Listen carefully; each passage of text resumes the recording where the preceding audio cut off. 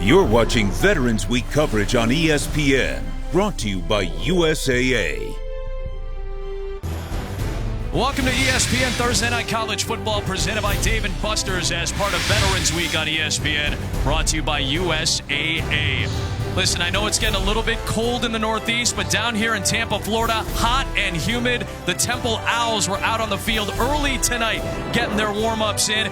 And then the South Florida Bulls joined a little bit later. A couple of members of that massive offensive line for USF getting ready to go as the Bulls and the Owls meet in this divisional contest. For the first time in the 6-year history of the college football playoff rankings, there are 5 group of 5 teams in the top 25, and 4 of them hail from the American.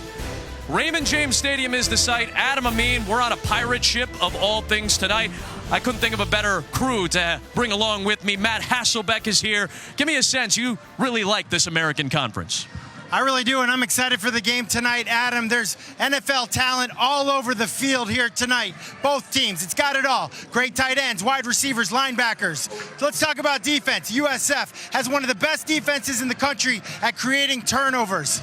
Also, they've got a veteran offensive line, and they are massive. They can put this team on their back, along with veteran running back Jordan Cronkright. Isn't that right, Pirate Pat McAfee? That's right, Pirate Matt, and are you ready for a good one tonight? The Temple Owls, coached by Carey, have been through a little bit of a tough couple games, getting blown out, to be honest with you. But they had a bye week, they got their team healthy, and just like the glimpses of greatness they've shown earlier, they think they're going to be able to do that tonight as we take on the USF Bulls here from a pirate ship stadium. The Temple Owls and USF, it should be a beautiful one. My mateys and I are ready to set sail over the 7 seas of college football tonight from Raymond James Stadium. Kickoff from Tampa, Florida is coming up. But first, we give you a look inside Nissan's Heisman House.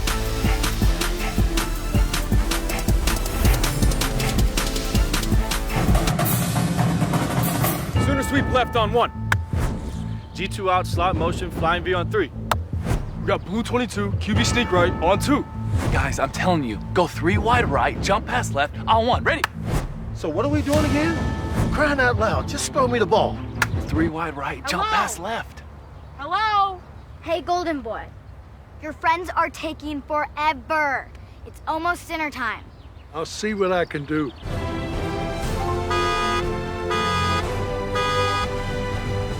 Fire sweep on 2.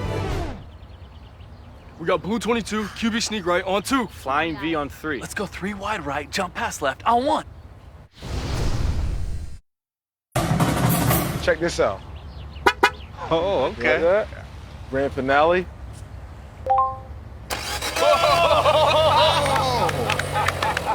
I like that, man. That's good. Welcome to the Nissan pregame rush. Nissan, premier partner of the Heisman Trophy.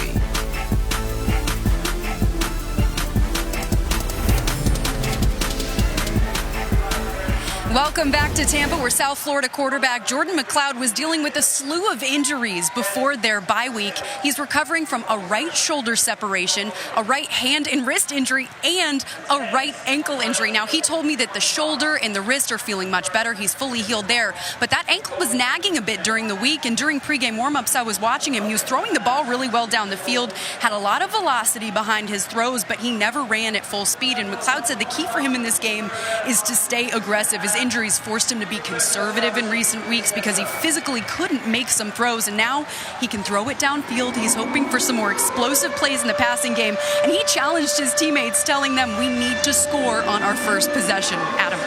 We'll see how explosive they can be. This has been the Nissan pregame rush. A wild season in the American Conference so far. 4 teams in the top 25. A month ago, Cincinnati knocks off UCF, ends that American Conference win streak. UCF comes back a couple of weeks ago, blows out Temple. How about Temple, the only team still, maybe with some controversy, to beat Memphis this year? And you saw it Saturday night. Memphis continued its outstanding run with a shootout victory over SMU. They've beaten Tulane and Navy as well. It's been a topsy-turvy season, and Carey's team is 1 win away from bowl eligibility for a 5th straight year under a 3rd different head coach. Meanwhile, Charlie Strong has a very difficult stretch in the month of November, granted with 3 home games. But the combined record of his remaining opponents is 27-7. They need to win twice down the stretch to make a bowl game for a 5th consecutive year. In Charlie Strong's 3rd season as head coach. Temple won the toss and deferred. So it'll be Jacob Lafree to kick away for the Owls.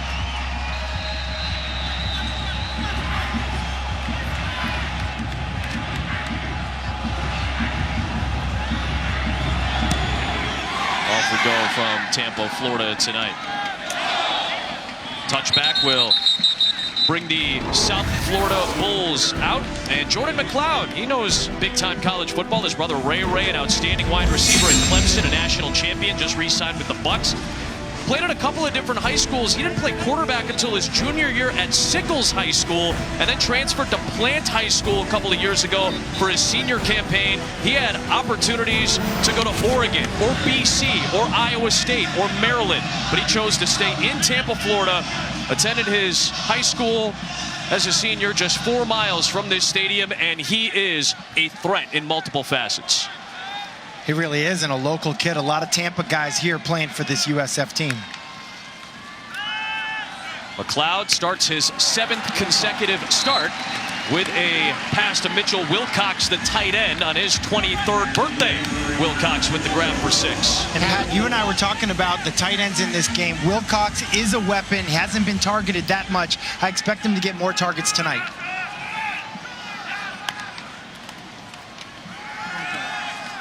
Oh, keep it on the ground to move the chains. There is Jordan Cronkright, outstanding running back in his 2nd year playing at South Florida. A look at our impact players tonight. Well, we were just talking about it. Pat said, and we were talking today, what do you do when you're trying to get back on rhythm? You find the tight ends. Both of these teams have weapons at the tight end position, especially in the red zone. That's where you look for it. Kenny Yeboah has had big catches for Temple. Wilcox, the all-time tight end leader in South Florida history in catches and yards.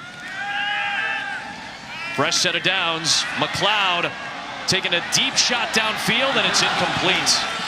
Trying to find Eddie McDoom, the former Michigan Wolverine. Good coverage by Christian Braswell. It was great coverage there, and I like seeing Jordan McLeod let it loose there.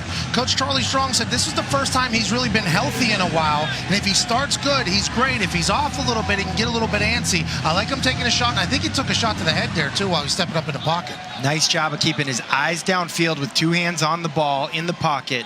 A lot of young quarterbacks drop their eyes in a situation like that. Back to Cronkright, and he'll pick up a couple running into Quincy Roche. These uniforms for USF tonight are dope. Tight, incredible, however you want to describe them. They're awesome until a certain distance where there you can't tell exactly who is making a play, but other than that, very cool. I think they're incredible, and I've got a 14-year-old at home, and I guarantee you he loves them. That number identification problem sounds like a you problem. Adam Amin. Good to know my teammates have my back every step of the way as we work from pirate ship to broadcast booth. On 3rd down, McLeod off the fingertips of his target, Wilcox, and it was nearly intercepted by Harrison Hand. Well, guys, we talk about it all the time. Tips and overthrows, got to get those. That'll be the difference in a game. A lot of times, this throw is behind Wilcox, the tight end. Ball's in the air. If you're an opportunistic defense, you can come up with those. Missed opportunity for Temple right there. And Pat, this is a big special teams play early because Isaiah Wright, their normal punt return man, had a big one against South Florida a year ago. Yeah, Charlie Strong said Isaiah Wright beat them in all phases. He's lightning in a bottle back there. Pressure coming, and the punt launched by Schneider. Penalty markers are thrown as Wright signals for a fair catch. 3 guys got right in there, and I think Schneider took one. Personal foul, roughing the kicker, defense number 19. 15-yard penalty, automatic, first down. Yeah, had it been running into it, would have been 4th down. It's roughing the kicker against Jordan Smith. Coach Carey said that they want to be a smart, tough, relentless team. That's not too smart there. You can't take out the punter and extended drive, especially early. That could be momentum for the USF team. Redshirt freshman from Davie, Florida, ends up making the mistake. You see him getting a talking to with one of the assistants on the sideline. What he's telling him there is you got to go down to the ball. Whenever you're trying to block a punt, you got to go down to the ball as opposed to going up. Just ran right by him and hit him there. And if you're Jordan McLeod, you got those jitters out early. Now you get a second life here. Still haven't given Temple the ball yet. They set up shop at the 44 of the Owls.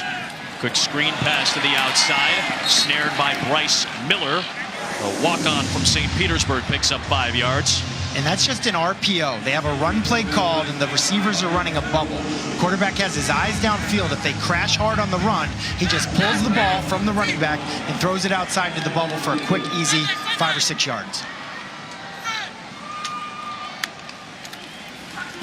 There's Trayvon Sands. Capable backup. Will pick up a few as Chappelle Russell, who had a fumble recovery in last year's meeting, a big one at that, and Temple's comeback victory makes the stop. 3rd down coming. That was a scoop and score, and they haven't forgot about it. Talking to these guys yesterday, they was like the play happened yesterday. Sure. They felt like this is a game that they could come in, play at home, get a win. Both teams felt good about their game plans coming into tonight. Both coming off bye weeks. 3rd down and 2. Sands. Strong run to move the chains inside the 30-yard line. That's just straight ahead. Pick up the 1st down, rely on the offensive line, and rely on Sands to have grit to pick up the 1st down. They really like their run game. Sands seems to be down. Senior out of Miami. Timeout on the field. Having a career season for South Florida. 33rd career game.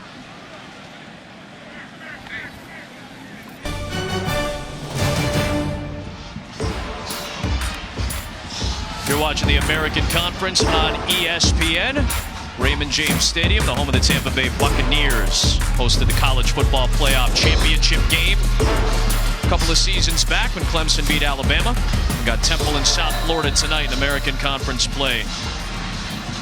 A penalty has helped USF maintain this drive. They've got a fresh set of downs at the 29 after Trayvon Sands went to the bench.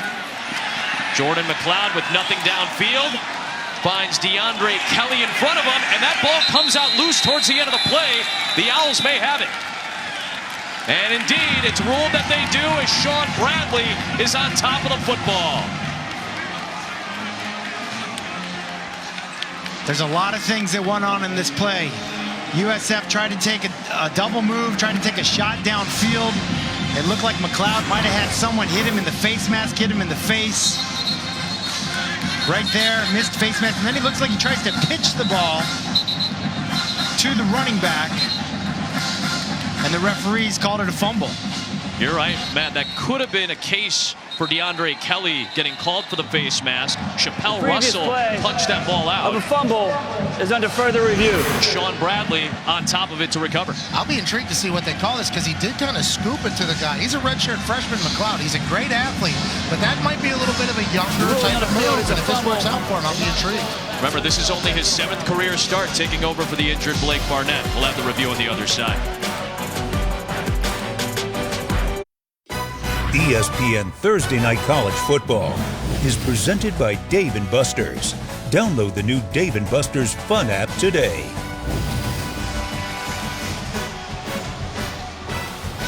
Our buddy Pat McAfee hurling insults at our buddy Kirk Herbstreit again on Saturday. We're just playing with you. That was another great performance in Memphis. Do you have to go back? I can't wait to get back to Memphis. No, the entire city was there on Beale Street. Electrifying atmosphere for College Game Day. Anytime I get a chance to do the greatest show on television, I'm going to do that, and I enjoyed the hell out of it. Hey, if the people want Pat, they got to speak up. Amen. Again, the call on the field was a fumble. They reviewed it, and Temple takes over from the 29-yard line with a swing pass to Jaden Blue. He'll pick up 5 yards. And really, Adam, sorry, there wasn't indisputable video evidence. And that's why Temple still has the ball. The call on the field was a fumble. They stuck with the call on the field. We'll give it to Jagger Gardner. Trying to power ahead, and he'll get his forward progress stop at the 36-yard line. last couple of games for Anthony Russo have been tough, granted against a tough schedule. They had to play SMU and UCF the last 2 games, but had not been as sharp in 2 blowout losses. Got the bye week to reset. Temple's got 3rd down and 3.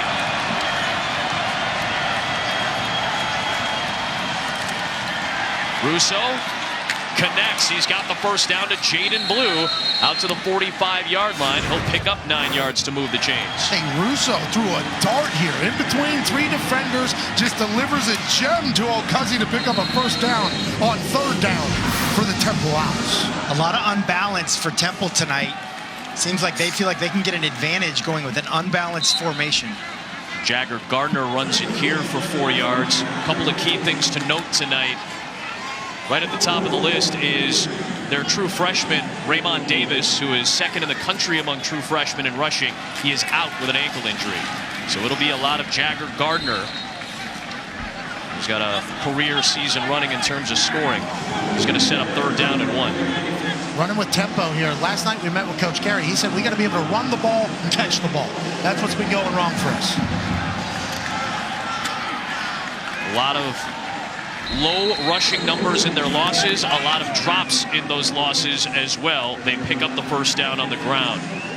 And this is a team that prides themselves on having a great offensive line and owning the line of scrimmage. So when Rod Carey says, hey, we didn't run it well, he takes that personal. And then you mentioned the drops. They had 10 drops versus SMU. You're not going to beat SMU with 10 drops. Not going to beat anybody. So without Raymond Davis, they fill in the hole with Tavon Rooley, the redshirt junior in his 1st year at Temple, playing in his 6th career game. That is career carry for him, just 25. And Rod Carey said that Rooley earned the right in practice to be the guy that gets the second most amount of carries tonight. Incomplete on the outside. They were trying to find Jose Barbone.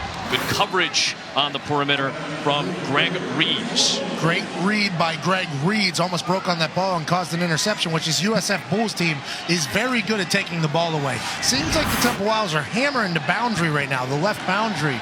Might have seen something on tape there, Coach Raymond.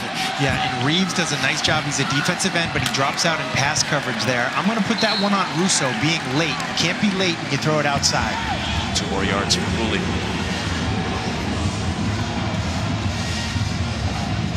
Big 3rd down here. And this is critical. This is a critical zone here because you're right on the cusp of field goal range. Can't take a sack in this situation, and you got to expect pressure. 10th play of this Temple drive after the takeaway.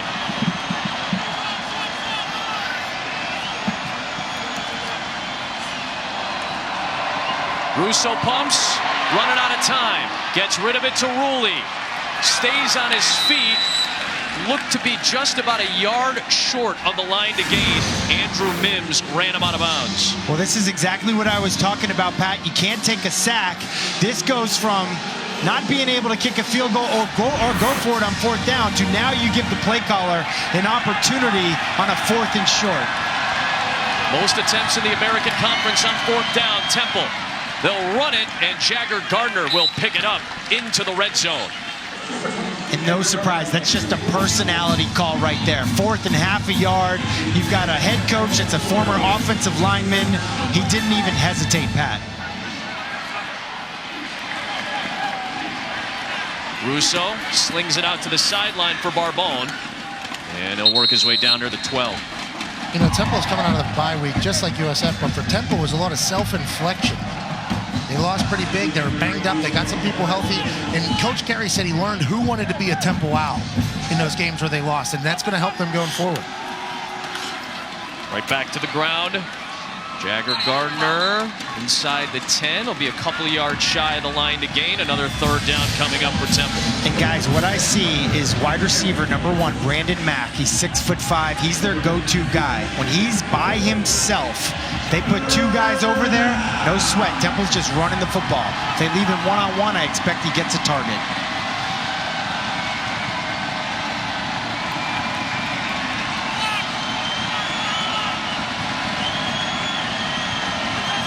Fourteenth play of the drive. Keep it on the ground with Gardner, and this is going to be close. This will depend on the spot. Antonio Greer Jr. did everything he could to make the stop, and it's going to be another 4th down, and it's going to be the offense out there. No hesitation. None. Gardner gets stuffed. South Florida comes up with the stop. You could tell that Coach Rod Carey was going to make a statement on that drive. 2 4th and shorts, he goes for it, and it bites him on the 2nd attempt there. But he sets the tone for the Temple Owls for the rest of the game. Big time stop by the USF Bulls defense. Bend but don't break. 0-0 in Raymond James.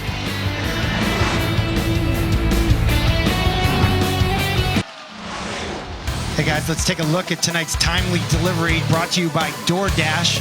The defensive tackle, Tyrone Barber, just blows right through. You got 2 of the smartest guys on the offensive line. Left guard Fair, center Hennessy. They don't count right, leave the D tackle unblocked. No chance for success on that play for Temple. They're going to go with the jet sweep to Eddie McDoom. Still on his feet for a 1st down. Out to the 19-yard line, Molly. Well, Rod Carey was really frustrated with his offensive line after that play, Matt. He immediately walked up to them and asked them who got beat. So this Temple team may be a little too fired up for this game. I talked to Anthony Russo. He told me he was ready to play on Tuesday, and they came out 3 hours early for this game to warm up. Yeah, we noticed that the Temple guys were out way earlier than road teams are usually out there. There's a long gap between when they showed up and when South Florida showed up, as Cronkright gets taken down in space by Aaron Monroe. And guys, that can happen when you go with a very fast tempo. You snap the ball with 30 seconds to go on the play clock. Sometimes your number count isn't right. Sometimes the defense isn't lined up right away, and you count wrong. Clearly, their count was off. We had 2 guys going left, 1 guy going right. Don't block the nose tackle. Listen, Temple might be fired up. 15 plays, no points. They still got to be a little bit happy with the success they had other than that 4th down. But now the momentum of a big 4th down stop can really carry this USF Bull offense. McLeod under pressure very quickly against a great defensive line. And smartly will throw it away. The Temple Owls lead the country coming into tonight with 50 quarterback hits, and they get to the quarterback fast. They sure do, Adam, and they're 4th in the country on 3rd downs. And the reason why is that they're so good on 1st and 2nd down. Quincy Roche right there, the pass rush off the edge was just really untouched as it came around the edge there. This front 7, especially the D-line, they are tough. Temple tough. Temple tough. They call themselves the Wild Boys, but they get after it with a 4-man rush up front. I'm a wild boy. Are you a wild boy for life, though? We'll find out. McLeod gets away from the initial surge, makes 2 men miss, throws downfield and connects for a 1st down to the 39-yard line. Finally finds Bryce Miller, the walk-on. Well, it's Roche again. Last time he went a speed rush outside. This time he comes inside. But McLeod breaks the tackle. Eyes downfield, Pat. Yeah, I'll tell you what. Whenever you're making a play like that, you look like a human joystick like Lamar Jackson. You have to think that that might be on Sports Center Top 10. 19 yards. That's a 20-yard swing right there. Pressure again. They go to Wilcox on the screen, and a penalty marker was thrown quickly after McLeod got rid of the ball. Chappelle Russell was in the backfield in a heartbeat again for the Temple defense. And sometimes you can get frustrated when you're almost getting home and you can hit the quarterback late or hit the quarterback somewhere you're not supposed to. That might be what happened on this play. He's gotten punched in the head a few times. Personal foul, unnecessary roughness with targeting. Defense number 3. 15-yard penalty, automatic, 1st down. So notice that it was unnecessary roughness with targeting, so there will be a penalty no matter what on the play for unnecessary roughness. But we'll check to see if targeting is confirmed or not. That's the initial look from Chappelle Russell, the grad transfer.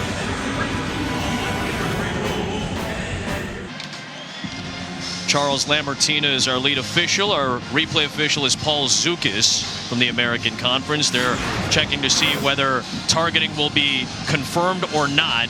Chappelle Russell coming off the edge. in his grad year, 41st career game for the Owls. Looked like he made forcible contact above the shoulder pads. May have led with the crown of the helmet either way. If that's the case with an indicator ruled by this replay crew, that would be a targeting, and that would eject Chappelle Russell from this game. Another key to this defense. After further review, the ruling on the field has been confirmed. Number 3 for Tampa will be disqualified for the remainder of the game. Guys, the linebacking core for this team is a position of depth for sure, but they're now without 2 of their stud linebackers in this game. Yeah, they're a big-time single-digit team. If you're wearing a single digit for the Tampa Owls, you've earned that. That means you're the toughest guy on the team. Chappelle Russell is a leader for this squad. He comes wide open there, and by the letter of the law, bang, helmet on helmet, he's gone. That's a big-time hit for this Temple defense. Yeah, and Isaiah Graham-Mobley, number 8, he's already out tonight. This is such a loss for this Temple defense. I don't like where the guy has to go to the locker room. I wish he could stay out with his teammates, but what do I know? Well, McLeod, it feels like he's been running around a whole lot and relatively quickly. And it's a strength. I would say it's a strength of his. He's a good... Thanks, Chuck. Amen, Chuck. Yep. And Captain Obvious, yes. Well, hey, he is a physician's assistant in surgery on a daily basis, this rep. Let's not talk down to Mr. Lambertine. That's what I'm saying. This guy has some serious stuff in his life. I apologize. Yeah, thank you, Matt. Here's Gronk on second down, and he'll pick up a couple, man. Just getting back to Temple for just a second. Please. They've got 4 NFL linebackers, and now you've lost 2 of them for the rest of the night. You have one that didn't play coming in, and then Chappelle Russell, the guy who had the scoop and score for the win last year, he's already out of the game. Yeah, but Coach Carey would say, so what, now what? This is a blue-collar team. Who's going to step up now that this unfortunate targeting foul happened? You saw Bradley and Franklin, 5 and 4, 2 single-digit linebackers. Audley Isaacs, a Philadelphia native, checked into the game for the now ejected Chappelle Russell. 3rd and 8 for the Bulls. McLeod under pressure again, and down he goes. A single-digit man who was awarded that number for conference play. Quincy Roche with the sack. That's what happens. You lose one of your studs, the other players have to pick it up. These 4 men up front cause a lot of disruption. Roche gets in, but the entire D-line was in on that sack. And guys, for USF, one of their best players, their left tackle, Donovan Jennings, maybe the best left tackle in this conference, is out hurt. So his replacement is Hopple, number 76. And he just got beat on that sack by Quincy Roche. And Roche is feasting right now with that pass rush. I know you guys are excited about this, Pat. You were talking up PJ Fleck. This is a huge game. Penn State taking on Minnesota at noon Eastern, and then Clemson going on the road Saturday night on ABC against North Carolina State. A couple of huge games for some playoff contenders. You guys, that Minnesota quarterback, he's losing his hair already, kind of balding, so I followed him on Instagram. You know, anybody that's losing their hair in college, I got a special soft spot in my heart for that. Tanner Morgan. Well, he's ain't no, pretty solid. Playing good football, though. Enterprise Drive recap last series, boys. It was a tough drive for the Temple Owls. Anthony Russo threw a couple good balls. They picked up a lot of yards on the ground, just like this one right here with Rowley. They did a lot of that. 15 plays, walked right down the field. They had 1 4th-down conversion, set a standard for the game with Coach Rod Carey, and then on another 4th-down opportunity here, the USF Bulls blow it up and go the opposite way. And Temple starts this series from its own 14-yard line. Incomplete pass looking for Jaden Blue. That'll bring up second down for Anthony Russo. And both these teams are big RPO teams, zone read with a bubble team. Right there, Russo didn't look like he really made a decisive decision what he was going to do with the ball. Ooh. Makes an inaccurate throw. Fortunate that the receiver dropped it. Would have lost yardage. Slant for Mack, incomplete. Mike Hampton had the coverage that time. And Mack's really the guy that I think you got to fear. I mean, you want to talk about an NFL talent wide receiver. This guy, maybe not as fast as some of the receivers that we've seen in this American Conference, but every bit as dangerous. Had a breakout year last year. I think he can do more. The pirate ship is coming alive on a 3rd and long in their own end for the Temple Owls. Blitz coming from South Florida. Russo tried to get rid of it quickly.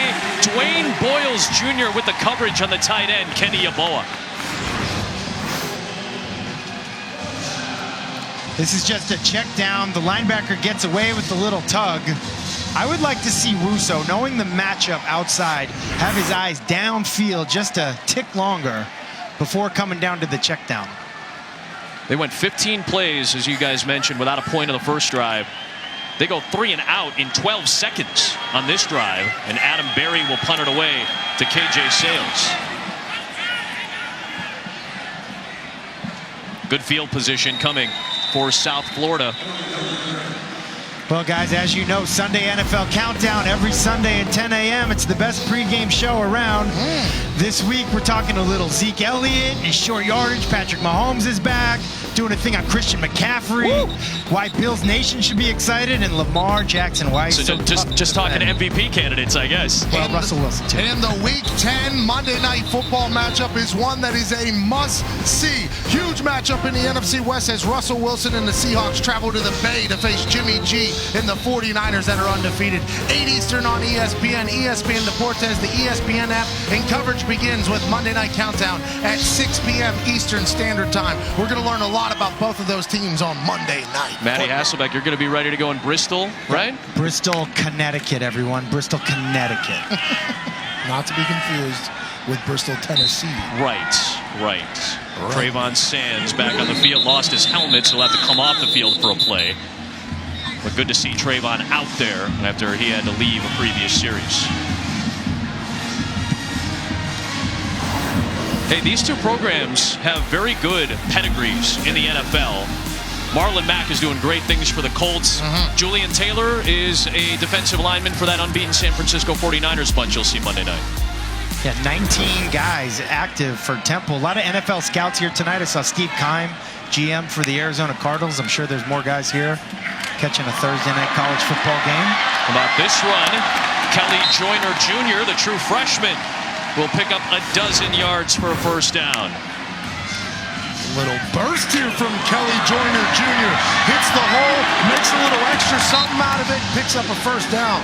Get him involved, get this run game going. You can really be dangerous. 175 pounds, true freshman running inside the tackles. Well done by Joyner Jr. Little blitz against that run from Temple, and a few more yards for Joyner. This is a program that prides itself, as you saw with Marlon Mack on that list, in running the football. Think about some of the guys that have been here the last few years. Quentin Flowers, dual threat quarterback, all-time yardage leader. Marlon Mack, Dearness Johnson's on an NFL roster. Darius Tice, Kronk Wright was a 1,000-yard guy, and now they're adding depth to that position. And this is a massive offensive line. Offensive coordinator Kerwin Bell talked to us about he's running a pro system in the passing game with a college run scheme. There's St. Felix on the tunnel screen, working his way to the 35-yard line. And it's been a little bit of a change in philosophy the last 6 games or so for this South Florida offense, running the ball a little bit more since McLeod took over. Yeah, a younger quarterback. The quarterback position's been banged up just a little bit. And the strength, especially the right side of this offensive line, the veteran guys, but the size and athleticism of this offensive line. Not only will they pull the center, pull the guard, but they pull both tackles very effectively. Emptying it out on 3rd down and 3. In motion, Sands out wide. They were looking for Wilcox, the tight end, underneath. Kind of a no man's land here with 4th and 3 coming up. Yeah, and Wilcox really did a nice job of getting open. Just an errant pass. One-on-one with tight man coverage, bump and run coverage. Wilcox gets free, and that ball's not even close. Interesting decision by Kerwin Bell, the offensive coordinator, to go empty backfield with your young quarterback on a 3rd down. You've been running the ball well, put the weight and the pressure on your quarterback. Now we got a 4th down here, going for it. Only gone for it 8 times compared to Temple, who's gone for it 25 times on 4th down this year. Off the play action, McLeod's going to take a deep shot. He wants it all, and it's just out of the reach of Wilcox. A turnover on downs to Temple. Good coverage outside by the linebacker, the substitute, Audley Isaacs, who's in for the ejected Russell. It's good coverage. For this ball to be completed, though, the ball has to go much higher. That ball needs to drop in the bucket. Kind of goes with a line drive throw. Very little room for error there. just out of reach of Wilcox, but more air on that ball gives him a chance. Yesterday, Coach Charlie Strong and Kerwin Bell said that Mitchell Wilcox is a mismatch for anybody. He's got the best hands on the team. They've been trying to feed him. They had him there. You just missed him with the young quarterback. Now Temple gets a rock. And no fear for either coach. Fourth down, they're not even thinking twice. That time they thought about it a little bit. But for Temple, they haven't even blinked. It's the American Conference, Matt. Pandemonium week in and week out. Wide open. Rulli runs it for 8 yards to close out this opening quarter. Temple in South Florida. This was a fun one last year. It was 17-0 in favor of South Florida at halftime a year ago before Temple scored 27 straight in the second half. Just the 6th meeting all time between the Owls and the Bulls. No score through 1 in Tampa. Pirate ships galore tonight. Fansville by Dr. Pepper. It is 7 p.m. We crushed Tech by 40. You should be out there celebrating. Let me smell your breath. Not a trace of Dr. Pepper. Look what you're doing to her. Dr. Pepper, the official drink of Fansville. ESPN Thursday Night College Football presented by Dave & Buster's as part of Veterans Week on ESPN, brought to you by USAA. Temple in South Florida scoreless through 1. Temple with a win gets to bowl eligibility. South Florida starting a brutal November with a very difficult schedule. And 2nd down and 3. Not much room for Tavon Rulli. He'll lose a yard as we check in with Molly McGrath. Well, Adam, Bulls left tackle Donovan Jennings just left the field. He had his right ankle heavily taped. He crouched low in his stance, was in visible pain, turned to medical training staff and said no. Also, right guard William Atterbury is also hobbled with a left ankle injury that he's playing through. Well, this is a veteran offensive line, but they have had the same starting 5 all season long, granted with a couple of position switches. They're going to have to lean on some backups tonight. The defense says, hey, we got your back. The pressure off the edge. Dwayne Boyles Jr. getting in there. Well, Rod Carey's not going to like this. Talking about owning the line of scrimmage on both sides of the ball. Temple's on the losing end tonight of physicality. Boyles Jr. with the pass rush. If it wasn't him, it would have been somebody else. Good start for USF up front.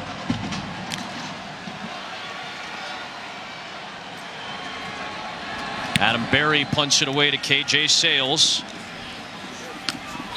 And a fair catch at the 26-yard line.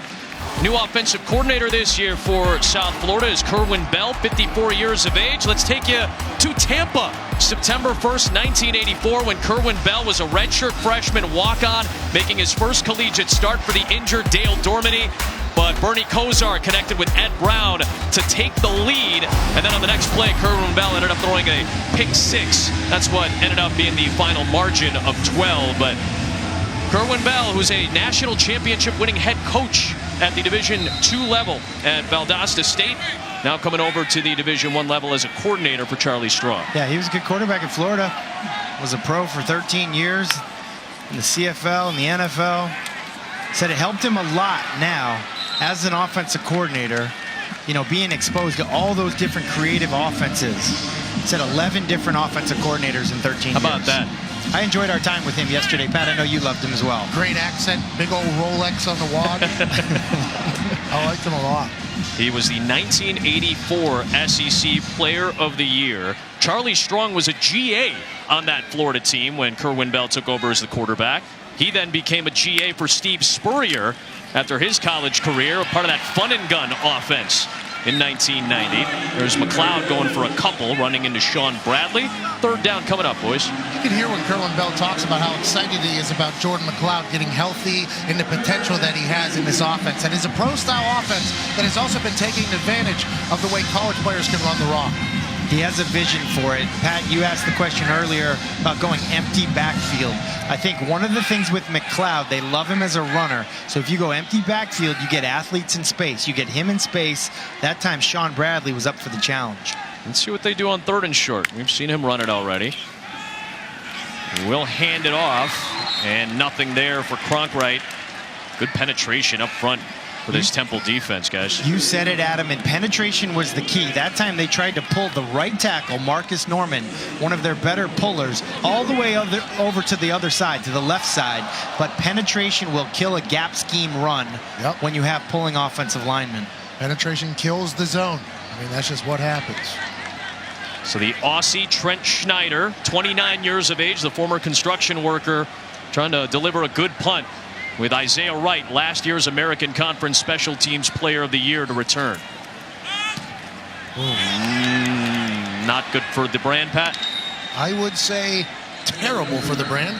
Slipped off the outside of his foot, hit a bit of a shank, but when you're punting to an electrifying player like Isaiah Wright, that can happen. Now the Temple Owls get the ball with good field position. Can we see points for the first time tonight?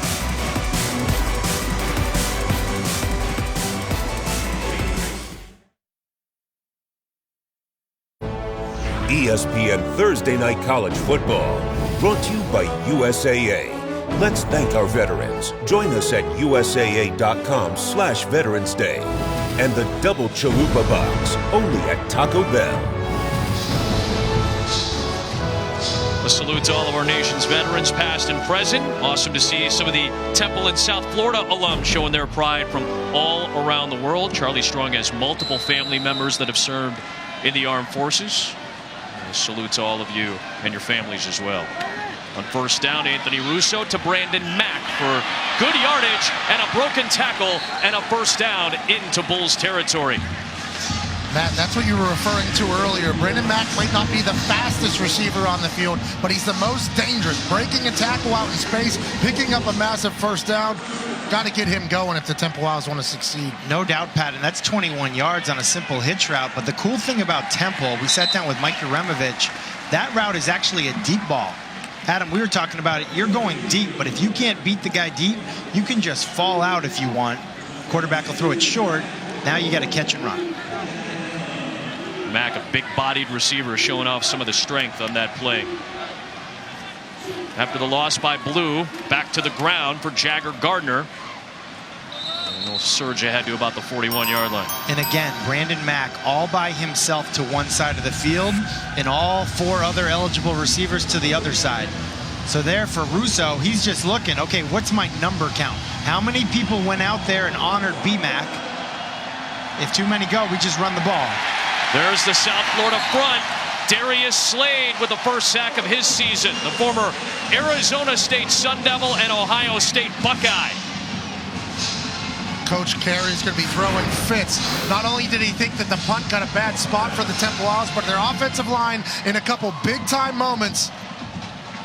Oh, never mind. The running back just got blown up. And that's the thing with Ray Davis out, the normal starter. A lot of people can run the ball, but for a young running back, the second level of being a great runner is in pass protection. That was an epic fail right there. Ray Davis, the coaching staff told us for Temple, he is the best pass protector among their running backs.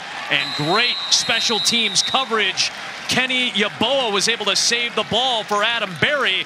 And the rest of the Owls are there to secure a 44-yard pinned punt. I mean, you can't do it much better than that. Incredible coverage, saving it from breaking the plane of glass that is the end zone, the goal line, hopping on top of it at the 1-yard line. Big-time play in the special teams for Adam Berry and his punt squad.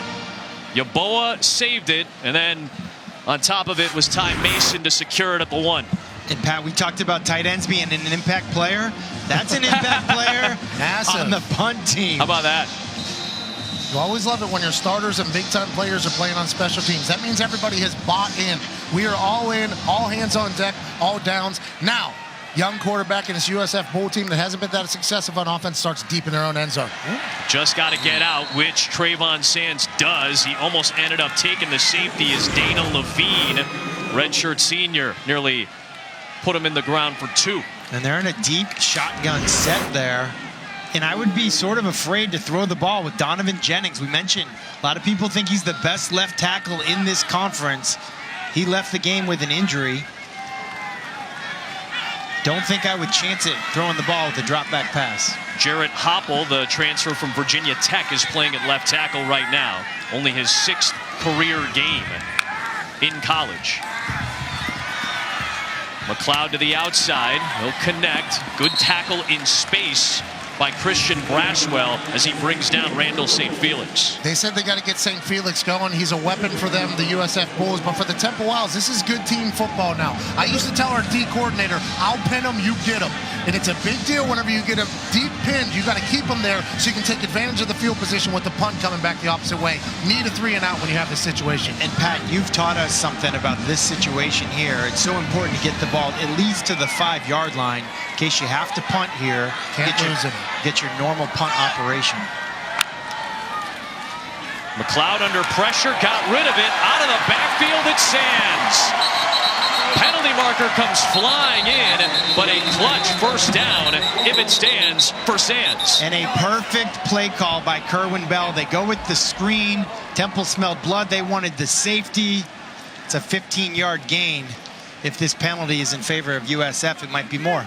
So oftentimes the perfect play against the blitz is a screen pass. Yeah, because they're doing everything you want them to do. There is no foul for offensive pass interference. The ball was caught behind the line of scrimmage. The result of the play is a first down for USF. And this is the benefit of the college game. You can be blocking downfield as long as the ball is caught behind the line of scrimmage. We saw pass rush going for it. Those guys feel it. They feel that safety. They want the 2 points. Sometimes they get a little bit over-aggressive. They forget about their other responsibilities. Perfect play call right there for Kerwin Bell. McLeod handles the low snap and is able to get it to Sands, but not much there at the 21-yard line. Roche and Bradley and company is there for the Temple defense.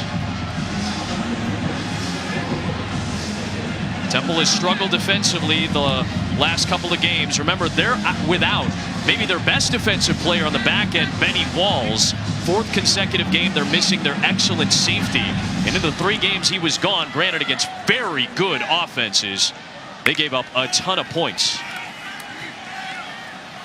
Out of the backfield, it's Joyner.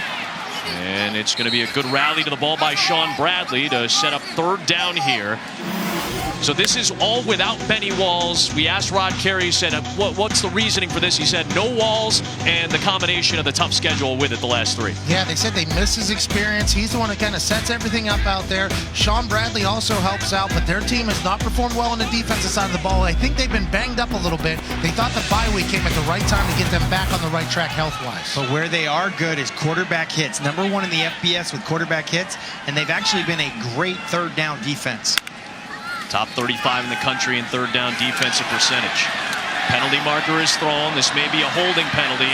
McLeod's going to get run down in space by Sam Franklin. If this is a holding penalty, I wonder if maybe it would be declined. And that is the initial indication that it's a holding penalty against South Florida. It was 3rd down, so if you decline, you bring up 4th. I see what you're saying there. Just trying to pitch it forward, you know what I'm saying. Hey, I'm picking up what you're laying down there, Adam. Physician's assistant says There are fouls by both teams on the play. Oh, offsetting holding. potentially. Offense number 77. Holding defense number 20. Those fouls will offset. Repeat. 3rd down. So offsetting penalties, so that'll be a repeat of 3rd down. It was the right tackle, Marcus Norman, who Charlie Strong believes might be his best offensive lineman, and then Kevon Bruton got tagged on the defensive side. Well, they've got 2 good tackles here at USF. 1 left the game, but these pass rushers for Temple are the real deal, inside and outside. That's why they've got so many quarterback hits.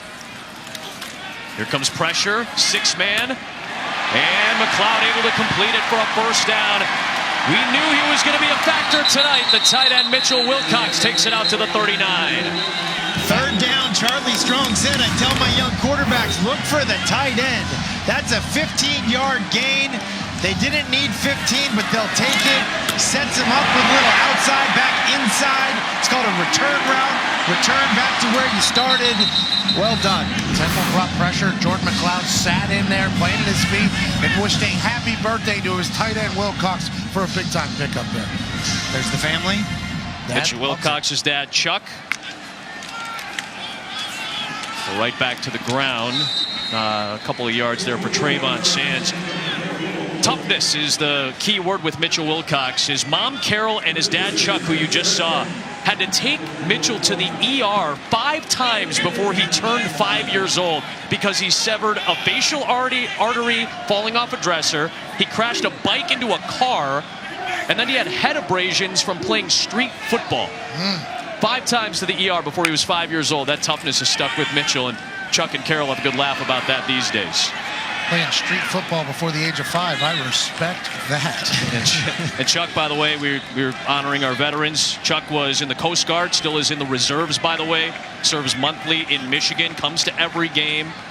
But great to see the family here tonight. Elite ping pong player, Mitchell Wilcox. Elite. That's what I've heard. Yeah, it's usually the punter that's elite at ping pong. But actually, I heard the punter's elite as well. Yeah, we get good time. We have enough time to do it. Mitchell Wilcox got to study the playbook and all that stuff and worry about making big time plays. There you go. If I'm Jordan McLeod, I'm considering Mitchell Wilcox again on this 3rd down. 3rd and 7. Wilcox is stacked as a wide receiver. Oh, looking for Wilcox, who took a shot from Sam Franklin, and the flag comes flying in. 3 flags, in fact. Wilcox, who was lined up as a wide receiver in the stack, came over the middle.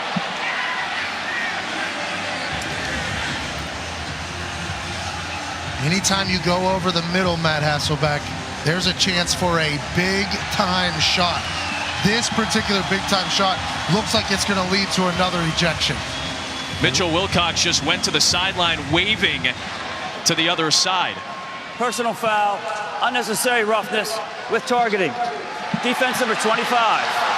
15-yard penalty, automatic, 1st down. That play is under further review. Well, we'll take a look at this. They call 25. That is just a bad call. It's 4. It's Sam Franklin. I don't know. Let's see. Maybe a lead with the shoulder. There will be an unnecessary roughness penalty regardless. We'll see if it's targeting on the other side or not. On this episode of Detail, we're going to look at the RPO concepts on both sides of the ball. You know, this time we can run a bubble and a slant, which can put even more pressure on the defense because you got one guy going out and one guy coming in. Nick Saban breaking down the RPO and how his team defends it. It's on ESPN Plus right now. Download the ESPN app. Charles Lambertino with the call. After further review, there is no foul for targeting and no foul for unnecessary roughness. It is an incomplete pass. It is 4th down.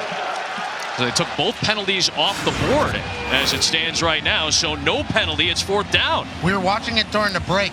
I don't know what else he could do. It seems like the perfect play. Dislodges the player from the ball, uses his forearm to strike him right in the chest. It's his birthday, Mr. Wilcox, but Sam Franklin had a little bit of a gift for him. And so if that's not unnecessary roughness, that's just necessary roughness. Yeah. Sure. Got it. A little surprised. That's very rare. Can't remember the last time when a penalty was called along with targeting that both were overturned, but that's where Sam Franklin is right now. He's able to get away to the sideline with no penalty against his defense. And now South Florida punts away. And I think part of this targeting penalty is teaching these young players how to play the game smarter and safer. Absolutely. Led with the shoulder in the strike zone. That's going to break the plane of the goal line. It's a touchback over Isaiah Wright's head. Good effort, but a net punt of 38 for the Aussie Schneider. Hot and humid in Tampa tonight. 2nd quarter in scores. Temple with a wild start to their season. Bucknell and Maryland, when Maryland was ranked in the top 25, they got up to a 2-0 start. Really lackadaisical performance against Buffalo on the road. They didn't run the football particularly well, but they beat Jeff Collins, the old Temple coach. They beat ECU, and the only team still, although controversially, to beat Memphis this year.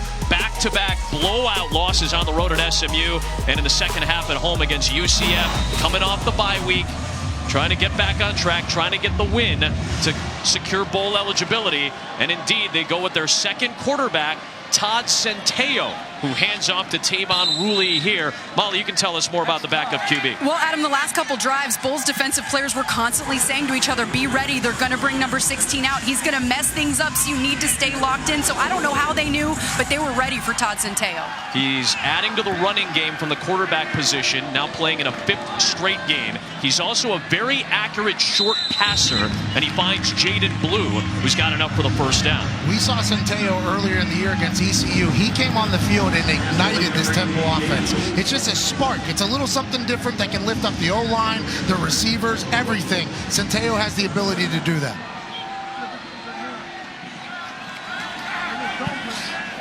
There's the skill that they utilize the most, his running. He'll pick up just a couple there. Second down. And it's not a surprise to USF because it's been pretty effective. Like Centeio comes in and gives him a spark. It's like the offensive line feels like, oh, hey, this is like 9-on-7 team run drill. Let's go. We fire out. You know, we get a little different tempo. That play right, you know, previous was to Jaden Blue was a pass, but it's really just a run. Throw it out there. Everybody knows what they're doing. They're just blocking, getting it into an athlete's hands. Prior to the snap, false start. Offense number 29. 5-yard penalty remains. Second down. That was on the running back, Ruley. Next UFC event on ESPN Plus Saturday at 2 Eastern from Moscow with Sabine taking on Chris Cater in the highly anticipated featherweight main event. You can order the main card in English and Spanish on ESPNplus.com. Download the ESPN app with the prelims starting at 11 a.m. Eastern Time. Did you see that fight for the BMF title that The Rock brought out? That was pretty cool, right? Masvidal fighting in Kimbo Slice's backyard. Now he's a champion for UFC. It's awesome. Our boy Stugotz was like hanging out at the weigh-in. That was kind of nuts to see. Just hanging with The Rock, no big deal. Swing it out to Jagger Gardner. And a sprint towards the end of the play. Gets him just shy of the line to gain. Right around the 39-yard line, third and short. And we're calling that a pass, but again, it's really a run. It's an extension of the run game. Exactly, right away. Offensive line's firing out. Third and short, big down, blitz coming. The officials could have called a penalty there for offsides. Chose not to. Temple made contact when USF was in the neutral zone. There goes Gardner, and he launches ahead of the line to gain. Centeio, we said it, he ignites something in this Temple offense. They have more yards this drive than the previous 3 combined. Coach Carey said they don't feel scared doing it because Anthony Russo has not responded in a negative fashion, and Centeio offers them something different. Todd Centeio, redshirt sophomore from here in Florida. He's from Palm Beach Gardens. Went to a very good high school in Dwyer. Playing in his 6th game of the year, 5th straight.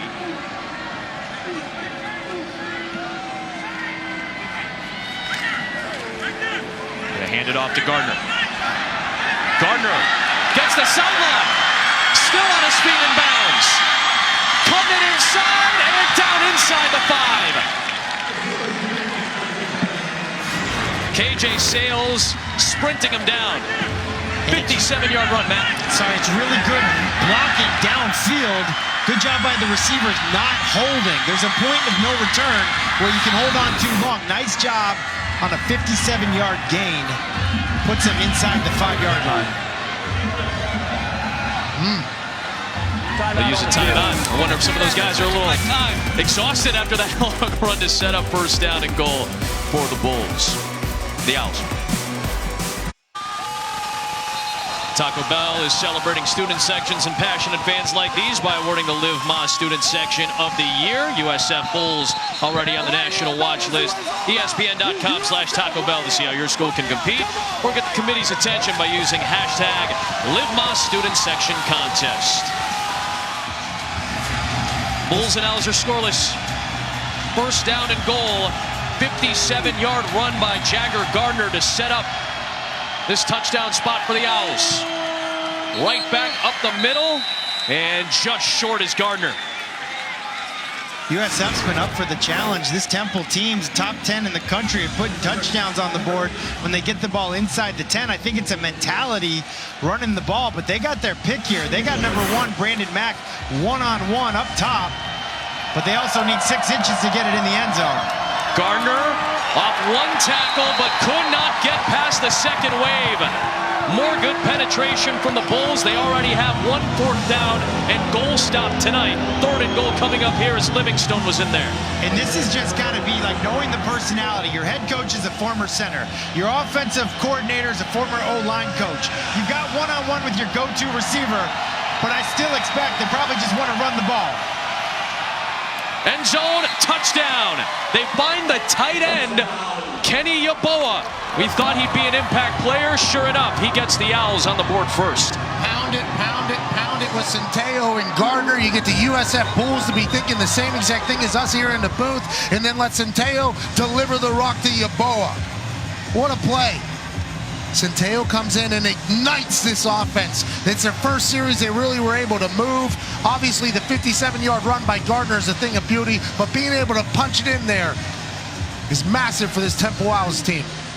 So Todd Centeio, who hasn't put the ball in the end zone through the air much this year, gets his second touchdown pass of the season, finding Yeboah.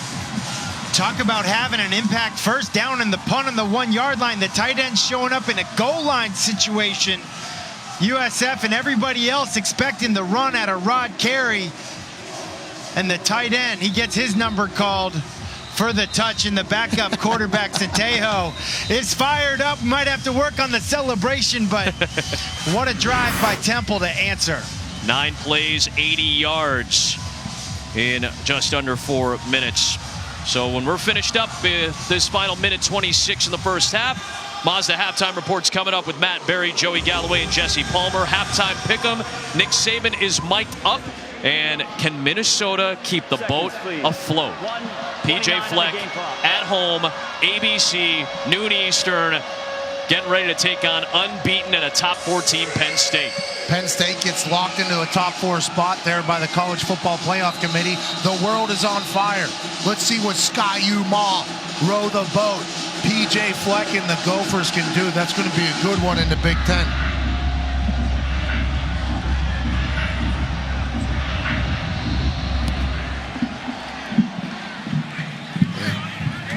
Good kick.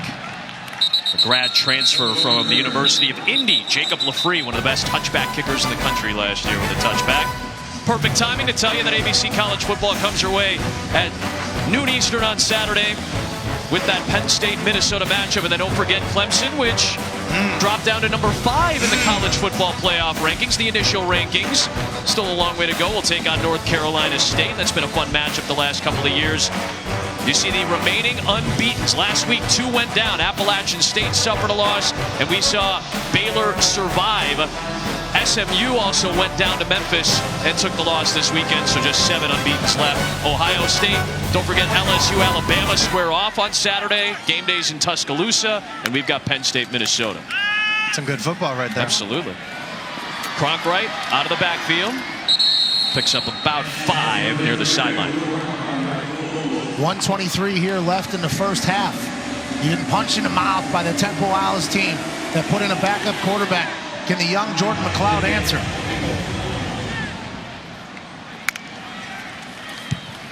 Back to throw. Oh, he had one-on-one. The defender fell down. That was Christian Braswell who hit the deck. And Randall St. Felix was waiting for him, but it was too tall. Temple gets the ball in the second half. They also have 3 timeouts left. It's 3rd down right now. Look for Rod Carey to get aggressive here if he has the opportunity. Situational football. Chess, not checkers. Although checkers is a great game. I love checkers. Me too. King me. King me. Cuz. Pressure on McLeod. Needs the 35. He's got the first down. He's got the first down because they brought a corner blitz. A lot of times in that situation, you sit back and play conservative. Temple decides we're going to come after the quarterback. Corner blitz. McLeod makes a miss. Braswell goes outside. He goes inside. First down, USF. Inches away from a big-time stop there. Instead, Jordan McLeod makes something out of nothing, extends the drive here before half. And he saves a timeout by running out of bounds inside of a minute to play. Smart. McLeod, ooh, he ran right into Dana Levine. That is 235 pounds. A veteran off the edge, hammering McLeod. It's about 45-pound advantage right there. Oh, my Matt Hassel. It was either a hit or a holding. Second charge timeout of the half. This is a 30-second timeout. And Levine is no stranger to this matchup. He was the guy with the strip sack last year that led to the scoop and score that led to the win. McLeod didn't see that one coming, and I've been there, and it is a bad feeling. just right in the face. You have no idea what's coming. Keeping your eyes down the field, and instead takes a big-time shot here on primetime television. The pass blocking has been an issue, even with a consistent offensive line for most of the season. Granted, a couple of injuries tonight as well. Atterbury's been banged up. Donovan Jennings, the left tackle, had to exit the game. 3 sacks allowed this evening by Charlie Strong's front. And this is a front 7 of NFL guys. Yeah. I mean, I can't say it enough. I told people, hey, I'm going down to call this Temple game. And they go, oh, front 7, all NFL guys. That's what they are. And when these guys get to the next level, they'll be chipping and sliding protections to them. Can't slide to everybody, though. There goes Cronk right. Gets a lot of that lost yardage back. South Florida still has one more timeout.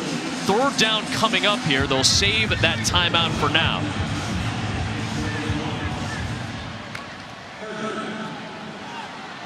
Swing it out to the sideline.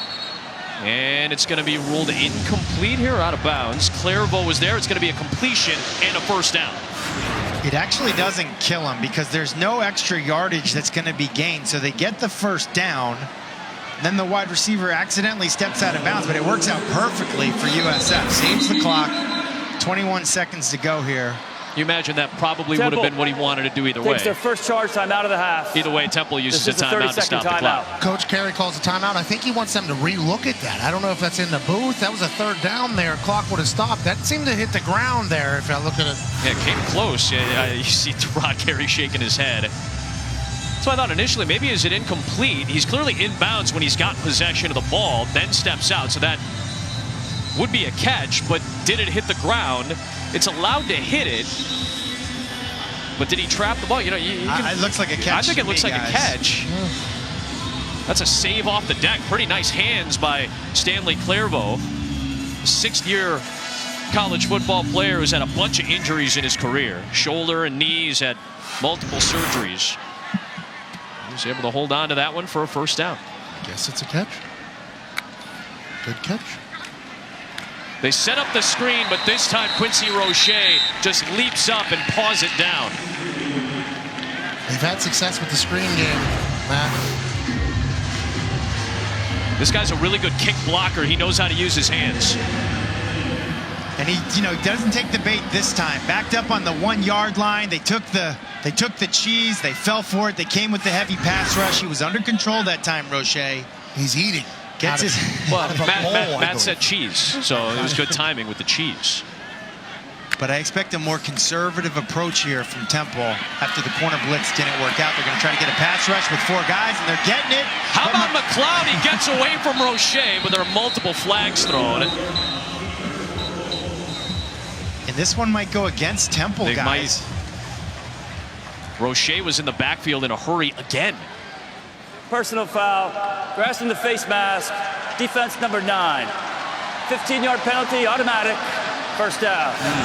Keeps the drive going for South Florida. Yeah, clear cut. He twisted. He got the front of the face mask and then twisted. And then he pulled the hands back to let people know I didn't mean to do it. I did not do anything here.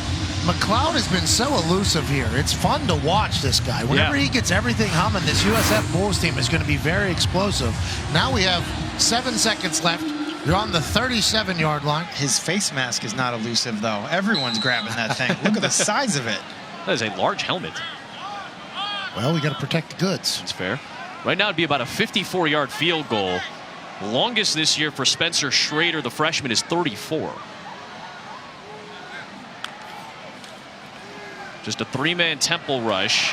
McLeod, I think he knew the clock was winding down. He got rid of it with still time on the clock.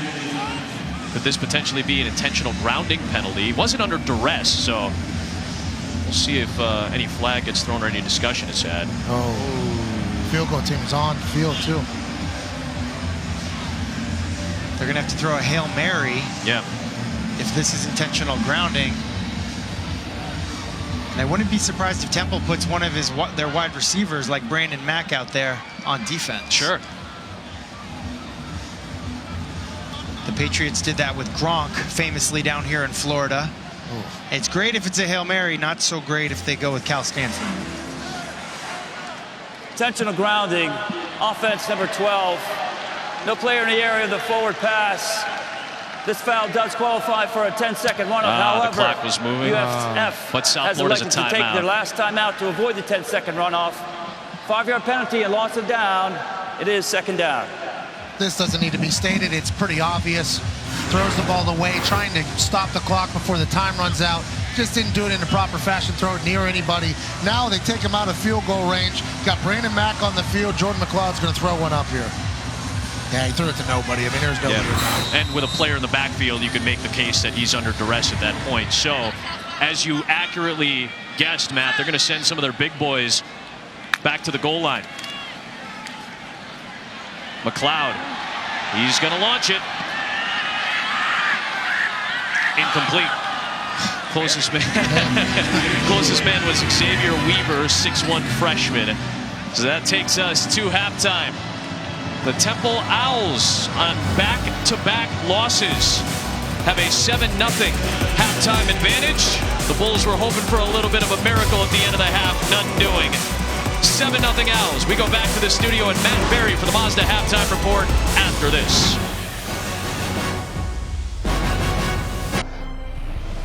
You're watching Veterans Week coverage on ESPN, brought to you by USAA. Welcome back to ESPN Thursday Night College Football, presented by Dave & Buster's as part of Veterans Week on ESPN, brought to you by USAA. Cigar City, Tampa, Florida, the site. The Temple Owls coming on the road with the 7-0 lead as we get set for the start of the second half. Adam Amin, Matt Hasselbeck, Pat McAfee. We're not on the pirate ship anymore. We've been transported into the broadcast booth.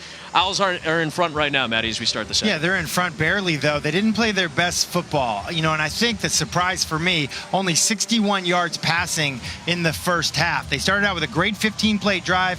Then they really sputtered there. Got a spark at the end, bringing in the backup quarterback, Centejo. Yeah, and speaking of sputtering, this USF Bulls team has done pretty well through the air. Jordan McLeod, the redshirt freshman quarterback, has thrown for over 100. They haven't really rushed for that much, but they haven't been able to score. Only down one score. They haven't played their best football. I think we're going to be in for a bit of an ugly one here in the second half.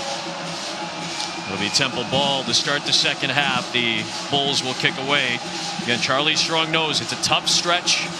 And this juncture of the season, the 4 remaining opponents, counting Temple tonight, have a combined record of 27-7. The Bulls are trying to make a 5th straight bowl game.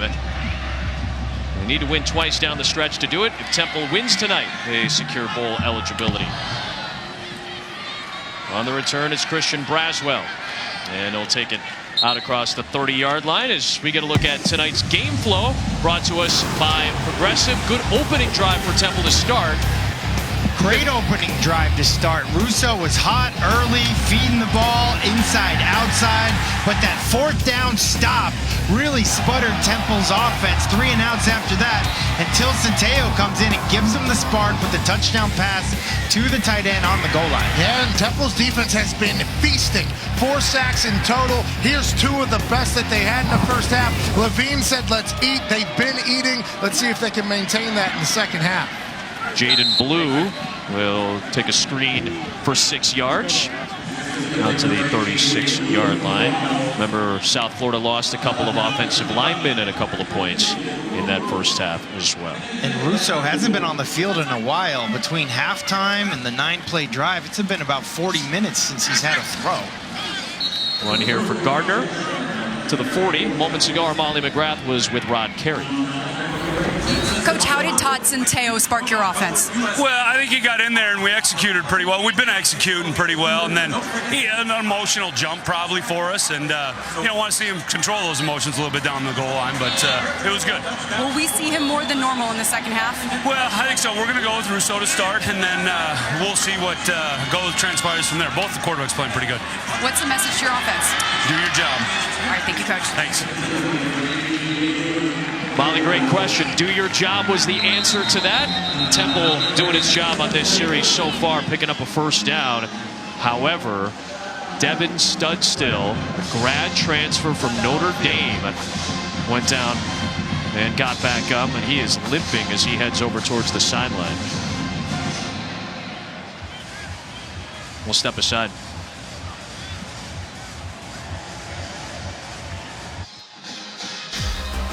You're watching the American Conference on ESPN. Temple with a good start to this drive. Yeah, and you saw they came out with the wide receiver tunnel screen to Jaden Blue. Usually that tells you what they talked about at halftime. Hey, here's what we're going to do. We're going to get this guy some more touches, get him some more opportunities. It's a little insight to what they might have talked about game plan-wise in the huddle. Work up the middle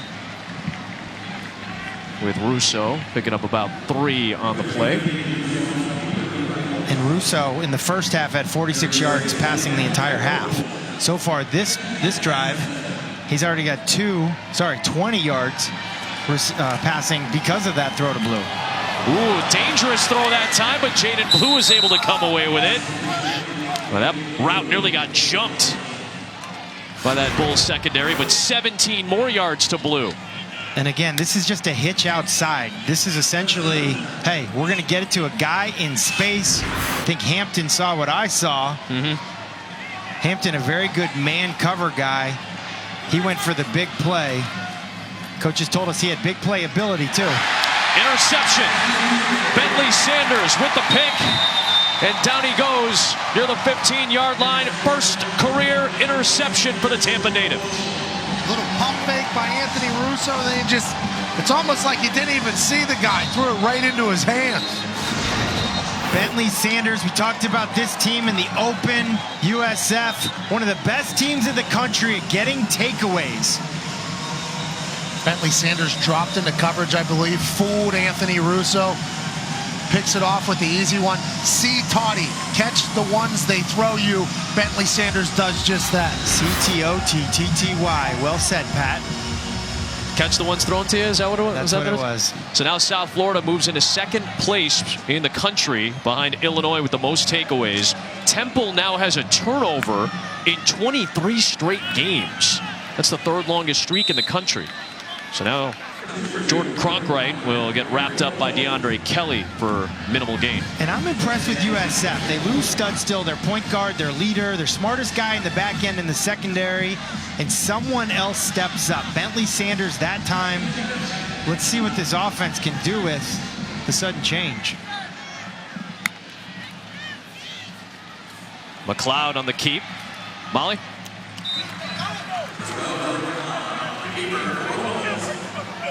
Well, Adam, USF left tackle Donovan Jennings is now on the sideline in street clothes with a boot on his right foot. And Charlie Strong told me we can't block up front because of injuries to our offensive line and we're not moving the football. So he said he's going to challenge his running backs to be more aggressive, get the run game going, and said the run game is the key to success for their offense in the second half. And his message to his quarterback, Jordan McLeod, calm down, have more patience, let plays develop. Adam. He's going to set up a 3rd down and 1 after that run, Mal. And 3rd down and 1 is what you're looking for in 3rd downs if your starting left tackle's out. You don't want to be in passing situations where stuff like this happens. And a sack picked up by Arnold Ebiketie, the redshirt sophomore from Maryland. 2nd career sack for the Cameroon native. We've talked about this. That's 5 sacks on the night for this Temple defense. Kind of just works his way through a block. Jordan McLeod just walks right into it. Now it's 4th and long. Turn the ball over. USF couldn't do anything with the turnover from Anthony Russo. A little surprised with the play call there. I would have expected a run, especially after Molly's report. We're going to challenge the running backs. The offensive line for USF done a nice job in run blocking going forward. Mention how massive they were. They average about 315 pounds across the line. They're good at pulling. And now we've got the most exciting play in football, the punt. A high level of excitement on that one, boys. Again, though, you guys talked about it. You knew the Temple front is as good as they come in college football. They've gotten a lot of help from a lot of different guys tonight. Ebiketie that time. ESPN Thursday Night College Football. Brought to you by Pizza Hut, official pizza of college football. Order now at pizzahut.com. No one out-pizzas the Hut. So for USF, this is their 2nd game using the shut UR1, specifically fitted to meet the unique size needs of individuals through pressure mapping. That's what you saw with those pressure points being locked into the helmets. Shut's pioneer program is South Florida. 17 players with the ability to adjust that padding pressure using that mapping technology. Really cool, and obviously trying to formulate helmets for better safety. It is Todd Centeio in there at QB, guys, for Temple to start this drive, and the ball's loose. Scrum near the 47-yard line. I got it. You got it. I'll keep it. You take it. There's a lot that happens in those handoffs. Can get ugly down there, huh? There's a lot that happens in that dog pile. I was just going to say, gets a little rough in there. Temple retains it. And it's just a simple zone read. I'm either giving it to the running back or I'm pulling it and I'm keeping it. The ball's out.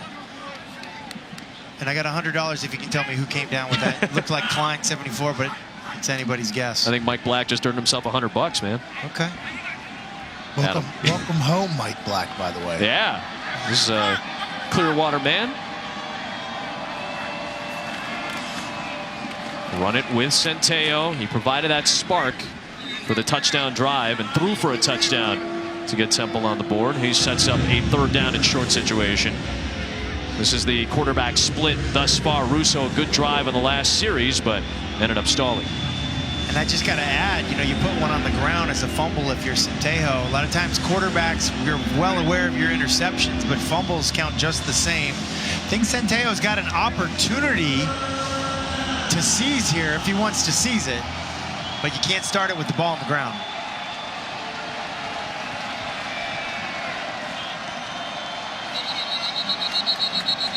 Flag thrown for a procedure penalty against the offense. Ball start. Offense number 82. 5-yard penalty remains. 3rd down. David Martin Robinson, one of the tight ends in that package, with a little bit of a flinch. Coach Carey is not happy on the sideline for obvious reasons. Had 3rd and short. Now you got a little 3rd and mid-range. Rod Carey there saying, come on. Can't be doing that. The Owls can't beat the Owls. Now Centeio had a little bit of a rocky start. See what he can do here. Moves it back to 3rd down and 7.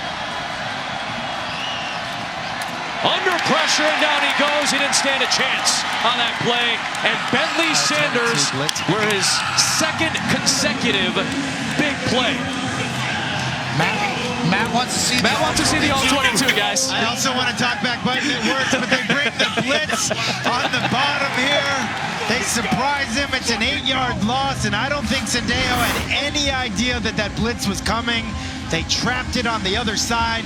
Excellent play call. It's an exotic blitz scheme. They felt comfortable bringing it. Bentley Sanders gets the pick on the last drive. Now a big-time sack.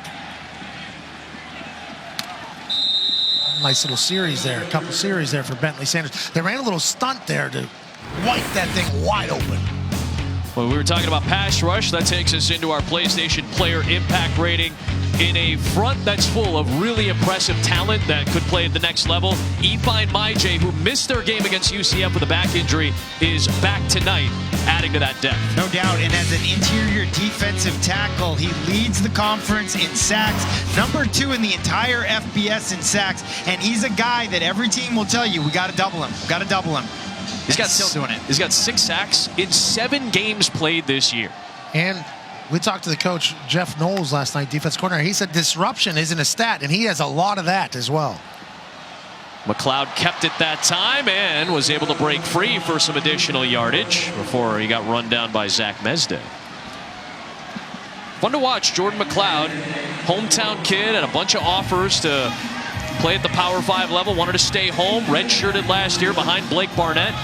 Took over as the starter in the 3rd game of the season.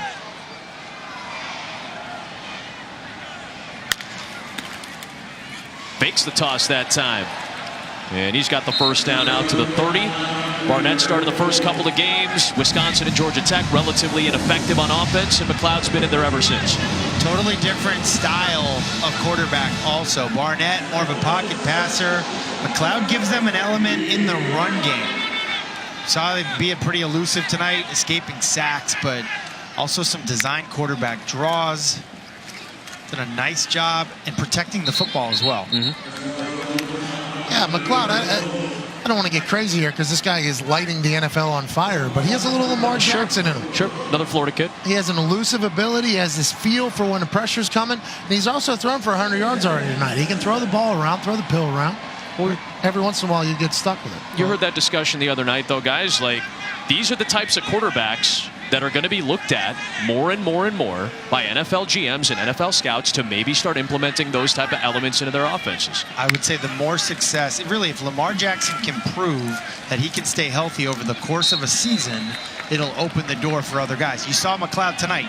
You know, Molly talked about it in the open. If you look at his right hand right now, his thumb is all taped up, his right throwing thumb. Talked about his ankle, talked about his thumb. Kyler Murray as well.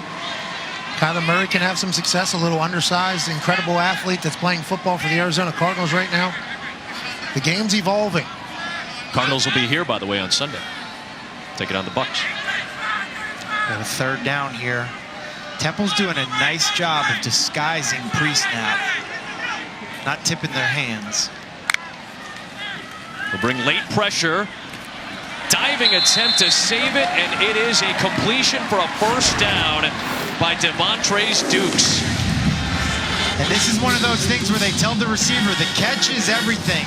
On a third down conversion, we don't care about yards after the catch. Just go down and secure the ball. Well done. Not a great throw. Nice catch. This Temple defense is without a lot of players right now. We saw Chappelle Russell get ejected in the first half due to the targeting call. IGM's out. Benny Walls is out, their leader. That's three key guys. The rest of this front getting it done, though. One of the single-digit guys, Quincy Roche out of Maryland, able to pick up another Temple sack, their sixth. And they slant it because they bring the corner blitz up top. When they bring a blitzer outside, that means the interior linemen are slanting inside. There's a gap for each guy. It can surprise the offensive lineman. Roche comes inside. Easy sack. If it wasn't him, it would have been somebody else. This D-line is a bunch of savages, man. Imagine having to look over at that, Matt Hasselbeck. Yeah, no, I've done it. It's not ideal. Especially when your star left tackle is out. Go inside with the screen this time to Terrence Horn, and it's taken away. There goes Sam Franklin, and he's going to take it all the way.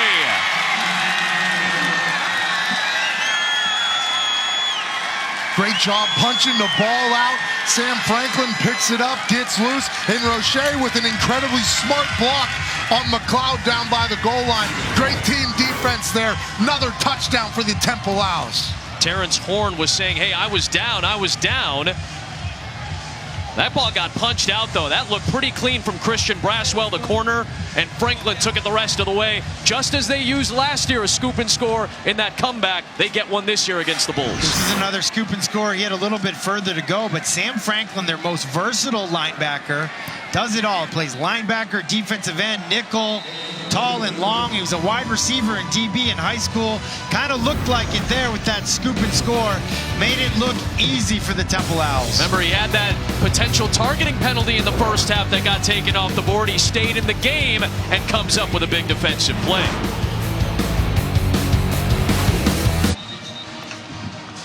First college football playoff rankings came out on Tuesday. You can see the second rankings Tuesday night once again.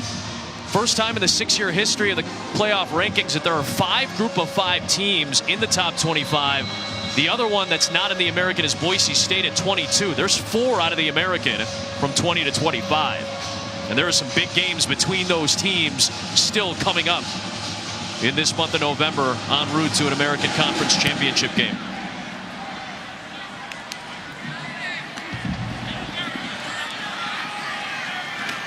We've already seen a couple big plays from Bentley Sanders tonight, but he's going to get locked up at the 10-yard line. Long field coming.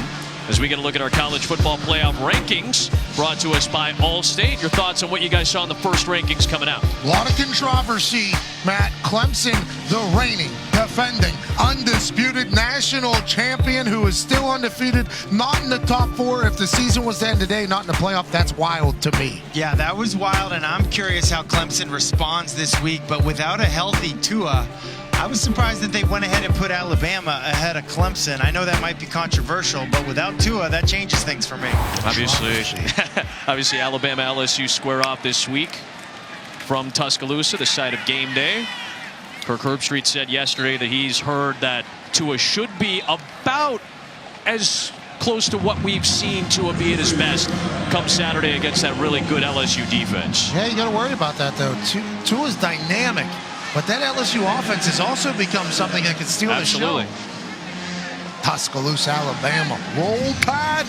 Don't forget, Ohio State, Penn State still have to square off coming up in this month of November. Cronk right to the perimeter. It's brought down by Audley Isaacs after a 4-yard gain. And this is what the Saturday slate looks like. Penn State, Minnesota kicking off our ABC coverage today.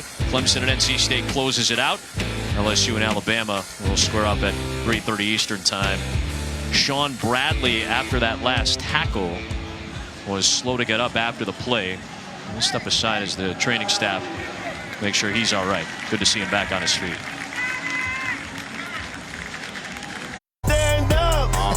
Stand up! Come on, college football. It's hot! Oh yeah, what a good call. Come on. Stand up! Here we go! Stand up! Here we go! Oh yeah. The biggest marquee game every week on College Game Day. College Game Day with what, 100% less Pat McAfee this weekend. It's a little disappointing. Do you guys know the first ever College Game Day? Do you remember? Do you know? Notre Dame, Florida State, 1993. I think I'm right. You might want to fact check. I feel like we may have to double check that. At Notre Dame, the Charlie Ward game. We'll go with the jet sweep here with Xavier Weaver, showing off some of the Florida speed for the Bulls. True freshman out of Orlando with a big gainer of 40. Well, they said they got a true freshman that is special. You got to get the ball in his hands. He's just little. 165, but nothing but speed. You said it, Adam Amin, the jet sweep out on the edge. Kerwin Bell said, athletes in space. And you saw Sands get down the field and set up a big-time block for him to pick up another 15 yards there. Team football on the ground for the Bulls. McLeod keeps it on the read and gets ripped down. Audley Isaacs and Dana Levine teaming up to take down the QB. That was some team defense by Temple. And you mentioned Levine again. You want to talk about a guy that does a nice job setting the edge. This Temple defense, for those linebackers to eat, for them to get all those tackles, the D-line has to do their job. If that's not one thing that was said numerous times last night by Rod Carey and Jeff Knowles, the defensive coordinator, we said, what do you got to do? They said, we got to just do our job. It's from a good place when guys try to do somebody else's job, but to play better defense, to get back on track, everyone's just got to do their part. Go with that sweep again. Weaver takes it out inside the 40-yard line before running into Isaacs and Levine once more. Offensive coordinator Kerwin Bell for the USF Bulls said they got to be a little bit more explosive out of the backfield. You see them trying to do that with Weaver with these jet sweeps and these little passes out of the backfield. He's a dynamite figure for them whenever he gets going there. Young, small, but can be a real weapon for Kerwin Bell as he gets going. And they're getting on a little bit of a roll. Sometimes an explosive play can get you on a roll. Mentioned the athleticism of some of the linemen for USF. A lot of former basketball players. Coaches were talking about how they'd go watch these offensive linemen play in basketball games to get a sense of what they could be at the next level as a football player. Wilcox reaching high, and he takes it inside the 15-yard line. 25 yards for Wilcox, the tight end, the impact player. We said in the open, he needs a few more targets. Give him opportunities. Very similar to the fourth down call where they missed him early in the first quarter. He's able to come back with that one. Huge play for USF. He went up there and got that thing. Good play by McLeod, too, putting it in a spot where only he could catch it. Now DeAndre Kelly, grad student in his 31st game, being tended to. Rod Carey out there checking on him, too. We'll get a chance to look at our weekend menu. It's brought to us by Pat McAfee.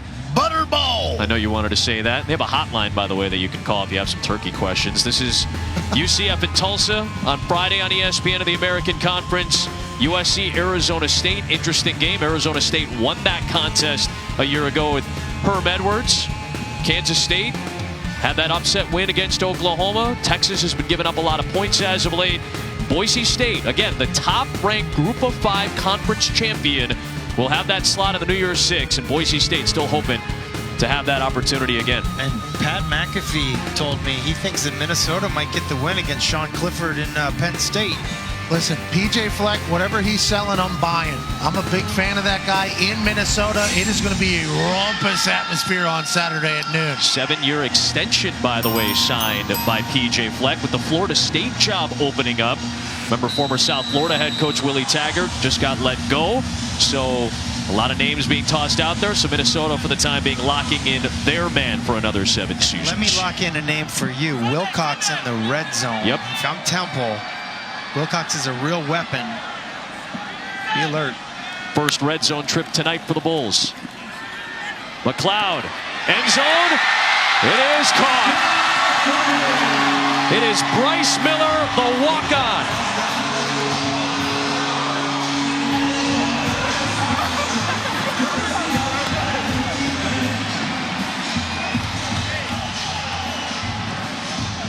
For a walk-on, that guy's pretty productive. Already 4 touchdowns this season. McLeod with a strike to get the Bulls on the board. They've run that little pitch to the outside numerous times tonight. Instead, they fake it, and then McLeod delivers a gem to the walk-on for a tutter here in Raymond James with the pirate ship looking ahead. And Pat, that's a sudden change. It started with the turnover, then a 7-play, 90-yard drive. We mentioned Wilcox, the tight end, being instrumental with the big catch on the drive. But on the touchdown, he stays in to block. They sell run, and it's the slot guy. McLeod delivers to the walk-on. You mentioned it, Adam Amin. I don't think he's going to be a walk-on for long with plays like that. And they're right back in this game. 2 big-time throws by Jordan McLeod. The one to Wilcox was delivered perfectly, and then that one to Miller was right in the breadbasket. A guy who's an athlete, finding a groove with the arm here. Great for the Bulls. We got a good one here in Tampa Bay.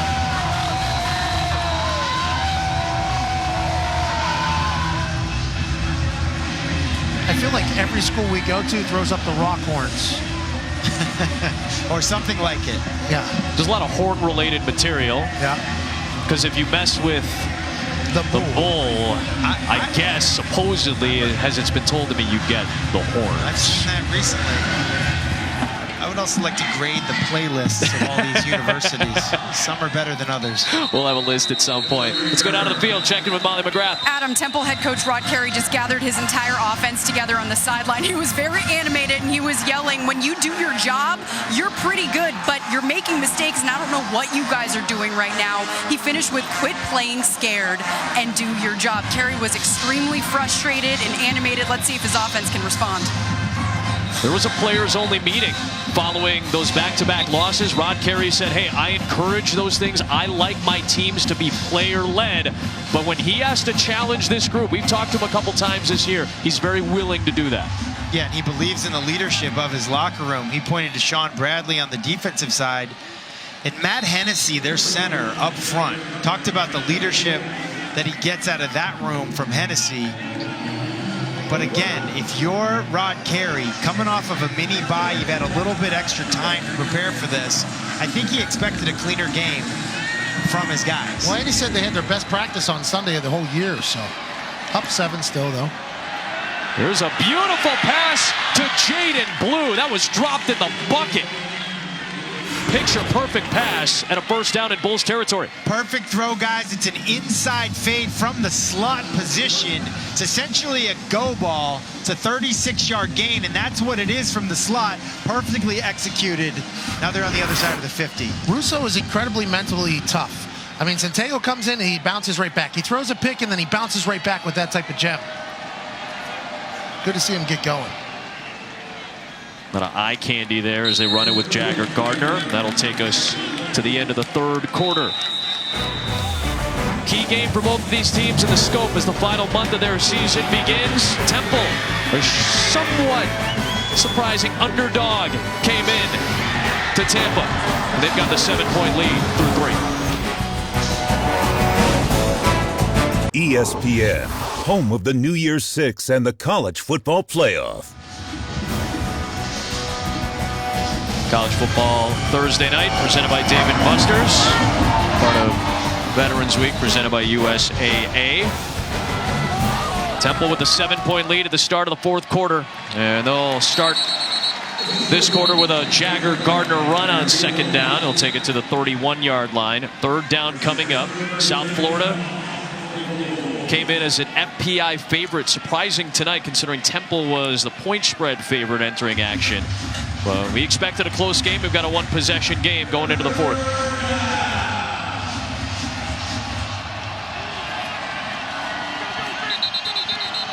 Russo is back to throw, but the play is whistled dead. Prior to the snap, Temple takes the first charge sign out of the half. And Adam, they took the timeout because they saw what we saw up here pre-snap that did not look good for Temple. It was a great disguise by USF, and they're feeling it right now. When we finish up here with the fourth, Kenny Mayne, John Anderson will have Chargers and Raiders reaction along with a game breakdown. We'll preview LSU and Alabama, a sit-down with Nick Saban on SportsCenter tonight.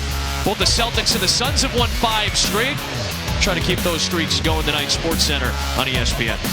It's funny to be here in this stadium because we used to come down here and play Tony Dungy's team. Right. And when the ball was right here, in between the 30 and the 35, is when they always brought pressure. They didn't bring pressure a lot. They would bring it right here to knock you right out of field goal position. Well, it's the alumni section. This is where all the big money is. It's talked about. Let's knock you out of field goal range. Let's make you have a short punt.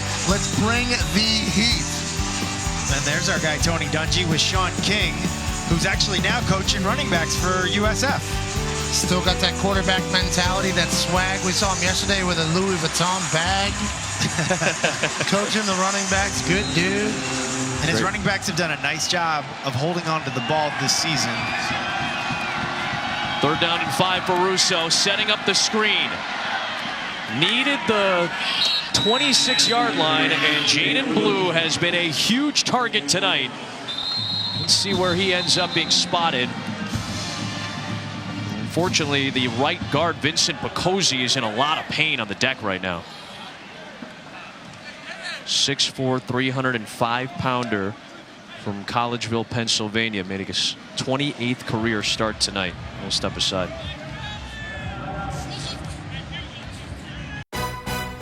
ESPN Thursday Night College Football is presented by Dave & Buster's. Download the new Dave & Buster's Fun app today. And in part by the all-new 2020 Lincoln Aviator. They've raised a lot of money, the South Florida Bulls, for that new football center, over $21 million raised. Vincent Picozzi was helped off the field. And with 4th and short coming up, it is a 44-yard field goal try for Will Mobley, redshirt sophomore who is 7 of 8 this year. And a long one against Memphis. And Will Mobley just sneaks it good inside the left upright to make it a 2-score game. Doesn't matter how close it is, Adam. It's just that it gets through.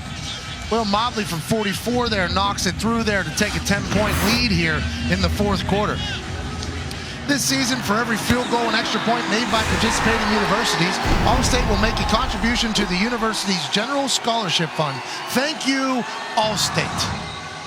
Mayhem, by the way, is my favorite character on commercials. The guy was in John Wick. He was good. John Wick, he was good. I didn't know he even had other roles. Yeah, he's like a real actor. Now that's interesting there. I think because their right guard did get hurt, they chose to go for the field goal on the 4.5 yard. Sure. Before we came back on the air, Hasselbeck said, "No, do you watch for a fake here?" Because it was so short, they chose to kick it, take a 10-point lead, big-time kick by Mobley. Well, it's 4th and 6 inches, and you've seen them go for it all night. And then maybe it's just showing an incredible amount of faith in your kicker to just nail a 44-yarder. But it just seemed outside the personality of Rod Carey and this O-line driven team to not go for it in that situation. Got points, though. It's all that matters. Goes Bentley Sanders again. More good coverage from Temple on the kickoffs. They're able to shut him down inside the 10-yard line. Last drive for the Bulls. The long run on the jet sweep from the freshman Xavier Weaver. Some big plays on that series, including the catch by Wilcox. And we keep saying it, athletes in space, and then Wilcox, the senior, is a playmaker. And then with a slot receiver with a great throw from McLeod, delivers the dime in the slot and running across the field. Kerwin Bell believes in his offense, believes in his system, trying to build something here with a young quarterback. But the run game, Pat, I think the run game has got to be a part of the equation for them for the rest of the night. Yeah, and special teams isn't helping them at all. These are 2 deep starts for their after the kickoff return. McLeod's going to try to throw him out of it. Taking a shot, and it's incomplete. Randall St. Felix was the intended target with Amir Tyler in coverage. Remember, he's taken over for the injured Benny Walls. And at some point, these Pass injuries... interference. Defense number 25. 15-yard penalty, automatic, first down. At some point, these injuries, and we had a targeting. At some point, these are going to catch up with Temple. They're a very talented team. We see the slant and go on the safety. Amir Tyler, he does the best job he can. But the penalty yardage against Temple tonight has really been out of character. 6 penalties, 70 yards at this point. Pat, you said it at halftime. Surprised how undisciplined Temple's been tonight. You see Benny Walls on the sideline. 4th consecutive game they're missing arguably their best player on the back end. Little flip ahead, and not much room to maneuver at all for Horn. The speedster, Zach Mesday, the 6th-year grad student in his 28th career game, able to pick up the tackle. They had real success with that on the last drive. The little jet sweep with some speed there. Kerwin Bell went back to the well, got snuffed out. Remember last game, that 347 was a season high in rushing. They've been great in the month of October behind Cronkright. But against this Temple front, the outstanding talent they have, Temple's been up to the task. Yeah, Mesday, he's a tough guy setting that edge as well. Well, St. Felix just dropped that one, guys. He missed him a little bit too. But... And these throws, I mean, they're kind of just gimme throws, getting you back on track, trying to get half of it back after a TFL. Also known as a tackle for loss. Ooh, LOL. But now, 3rd and forever, this is what are you going to do if you're USF? You've got a young quarterback. The passing game probably isn't his strength at this point in his development. We've seen a lot of wide receiver tunnel screens. We've seen traditional screens. What's Kerwin Bell going to dial up for Jordan McLeod? He and McLeod have been on point on 3rd down tonight. Under pressure, he needs the 32-yard line, and he picks it up with his legs. First down, South Florida. Jordan McLeod putting the team on his back. 18 yards there, guys. He saw the C's part drop back, saw nothing but space and opportunity, almost got hit in the head again, picks up a big-time run for the USF Bulls when they needed it. Temple, one of the best 3rd down defenses in the country, but South Florida's gone 10 for 16 on 3rd down. That's the thing about Jordan McLeod, though. Whenever you see that space, he can take advantage of it. That one batted down at the line of scrimmage, the RPO. Daniel Archibong, Zach Mesday up front for that Temple line. Talked about Mesday, the grit and resilience. There's a lot of leaders on this Temple team. A lot of these guys have been through a lot. They were maybe recruited by another staff, stuck it out. Rod Carey comes in. He said, hey, listen, it's not about changing the culture. It's about what can I keep here? You know, I'm building on the foundation that was built here. We've got great leadership on defense. And this program is probably just a little bit further along than USF. And I think that's what's been so impressive about USF's fight tonight. McLeod was looking downfield. There wasn't anything there for him, so he'll just scramble for a couple. 3rd down coming up.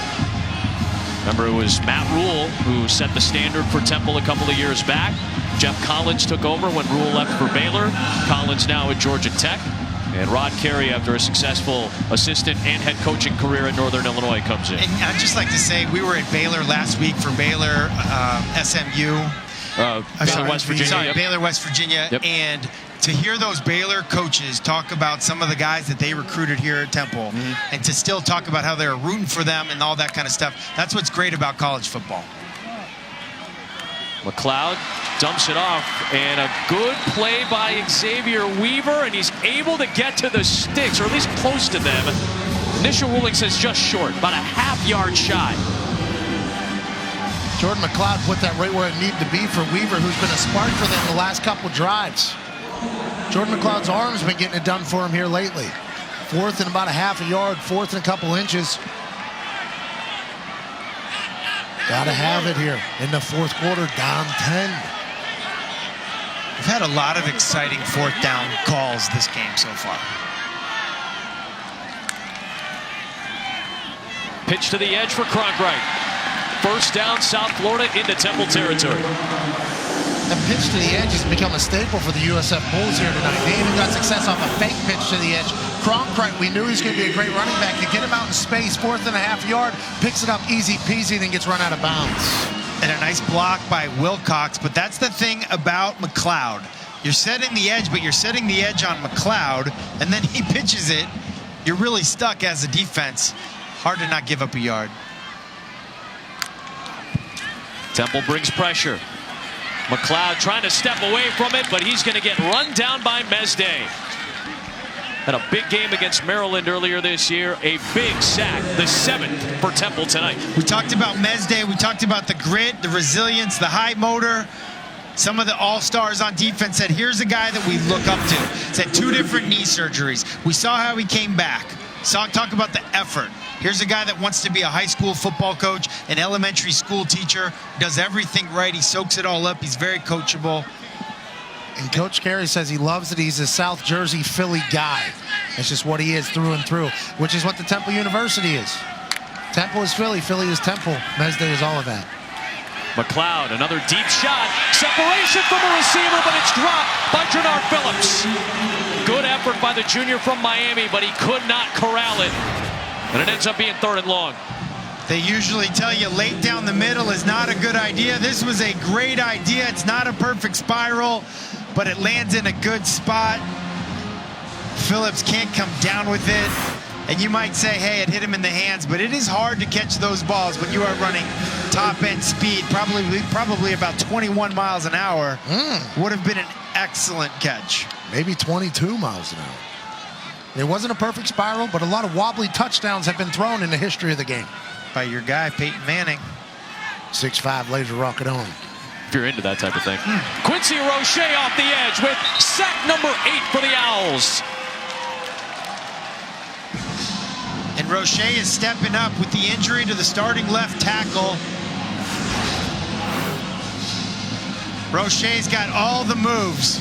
This is his 3rd sack. He's got the speed rush outside. We've seen that a few times. They're sliding their protection that way. They got 2 guys coming that way. He gets outside of both of them and makes a play for his team when his team needs it most. Guys, that was a 3rd string offensive tackle in there in Jeremiah Stafford. Little hand swipe by Roche there. Well, Isaiah Wright has not been involved very much tonight at all, and he muffs that punt and rescues it. 9 minutes to play after the 42-yard kick.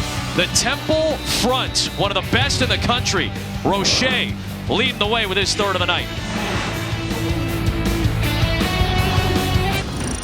The American Conference is the 5th best composite ranking of any conference in the country because there's so much parity. Cincinnati upsets UCF to end that streak. UCF blows out Temple a couple of weeks ago. Temple's the only team to beat Memphis all season. And then here come the Tigers. Wins against Navy, Tulane, the big win on Saturday against SMU. And these 2 coaches right in the thick of one of the best conferences. Forget Group of 5, one of the best conferences in the country right now. Rod Carey and Charlie Strong in the thick of it. Yeah, American Conference has 4 teams in the top 25. That's almost unheard of, more than the ACC even.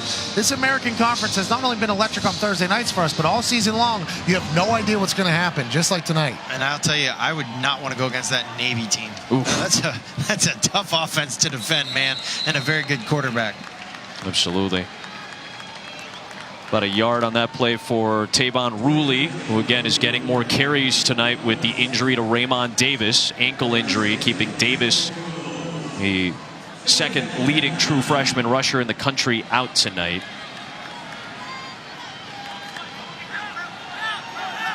See the offensive line trying to get settled in there right now.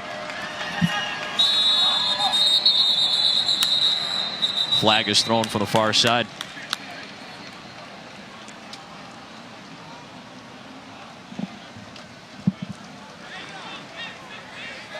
Full start. Offense number 58. 5-yard penalty remains second down. That was Matt Hennessy on the snap who got called for the infraction.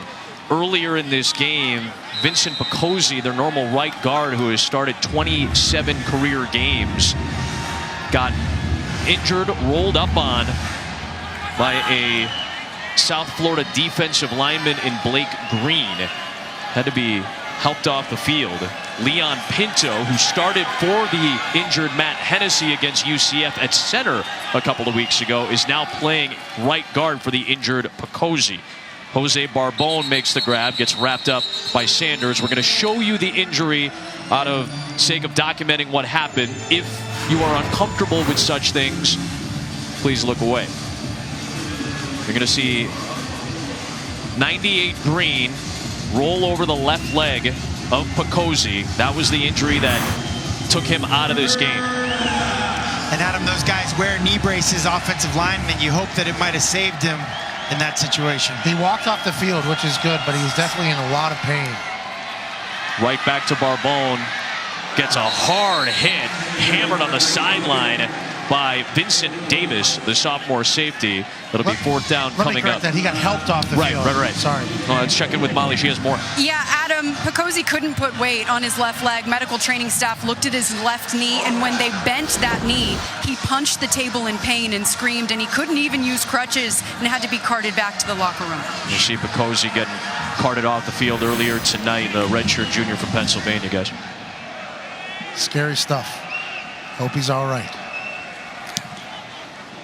Contact on Adam Berry. Flag is thrown. It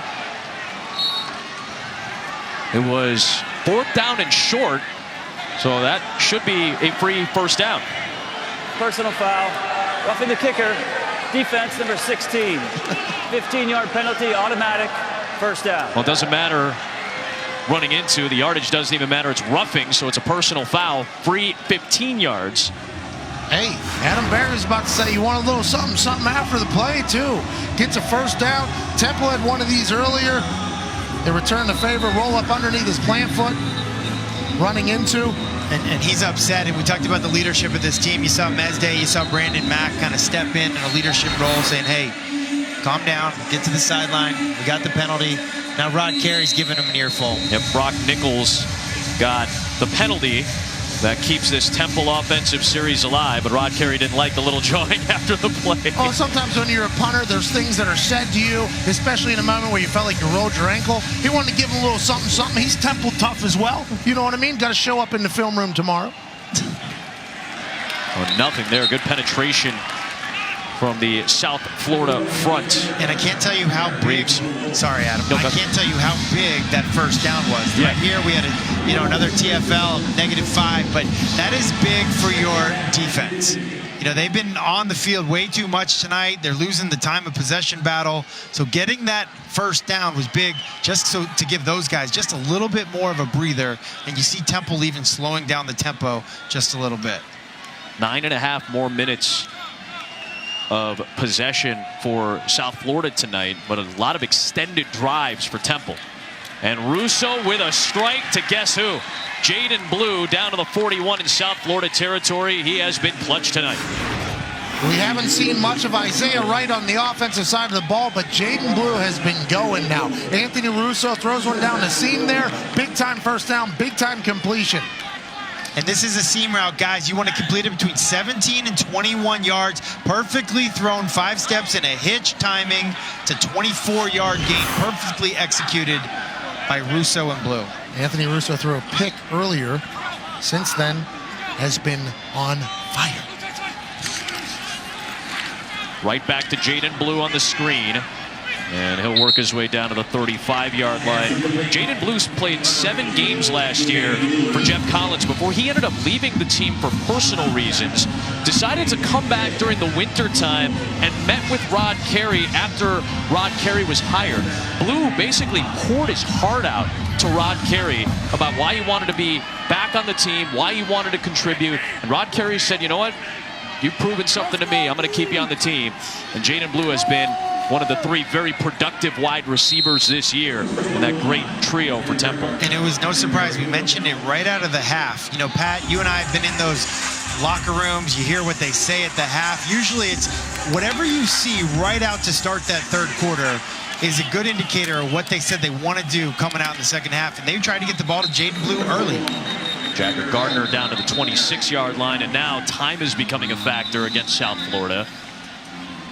They might have to start using timeouts. That's why that Nichols penalty was so huge. Illegal substitution. More than 11 players on the field on the defense. That penalty is declined. The result of the play is a first down. Well, the penalty, you see a little bit of disorganization right now from Charlie Strong's defense. We talked about Jaden Blue. He mentioned that math is his favorite subject in school. A little bit of a math problem by USF right there. Well done. Well done. Connecting dots. I like it. Telling a story. I just was surprised. You don't hear a lot of guys saying math's my favorite subject in college. I was impressed. Surprised me, you being from Boston, the home of Good Will Hunting. That does surprise me. Jagger Gardner to the perimeter. Another good run. Looked like he stepped out, but he was past the sticks at the 15-yard line. Every once in a while, Jaden Blue will go by a chalkboard and figure something out. Brandon Mack figured something out there. Nice block on the edge. I'm sure Rod Carey's wondering, hey, Jagger Gardner, could you stay in bounds for me here? We've got a 10-point lead in under 4 minutes to go here. Yeah. Well, the clock keeps moving outside of 4. Now, though, these plays become that much more crucial to stay in bounds and keep the clock moving. Again, the penalty by South Florida. They were in the game. This might be a gut punch. This could be the knockout punch if the Temple Owls can score on this series. 3 more yards on the ground. Well, for this Temple team, they went into the bye week 2 blowouts, 2 blowout losses. So to answer the call here after a soul-searching bye week, how can we beat Temple tough? How can we get better? They seem to have responded here. It might have been ugly, but it seems like they're really getting things going here. And becoming bowl eligible is massive for this Temple team to get another set of practices, what a win would do tonight. Yeah, don't forget, though, USF's strength is red zone defense and creating turnovers. Yeah, that clock continues to move down to 3 minutes.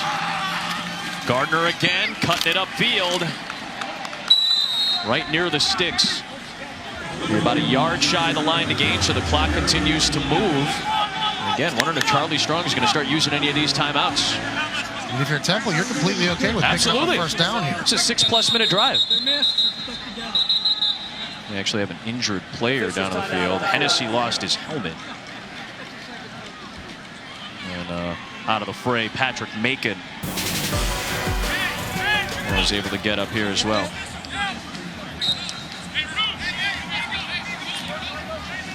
Looks like there's some confusion there by Temple. They thought it was a timeout for some reason. Half the sideline runs onto the field for a meeting, and then the play clock's still rolling. And if you're Temple here, you just take it easy. 23 seconds left on the play clock, 2:20 in the game. Let this thing drain.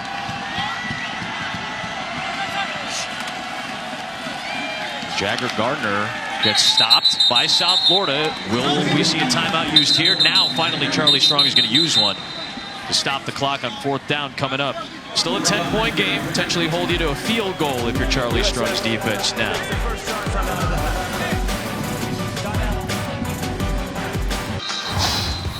Temple trying to secure bowl eligibility with a win tonight. South Florida with a very tough go the rest of the way. Not going to be easy for the Bulls because they still have Cincinnati, Memphis, and UCF in the war on I-4 coming up. Counting Temple tonight, those teams that combined 27-7 record. And now down 2 scores. They're in dire straits. Temple has burned off 7 minutes in this drive. Looking for the knockout punch. Russo to the end zone and incomplete. No flag. Trying to find Jaden Blue. And Nick Roberts, the safety in coverage that time. Now 2 minutes to play. South Florida gets the ball back. Temple unable to cash in.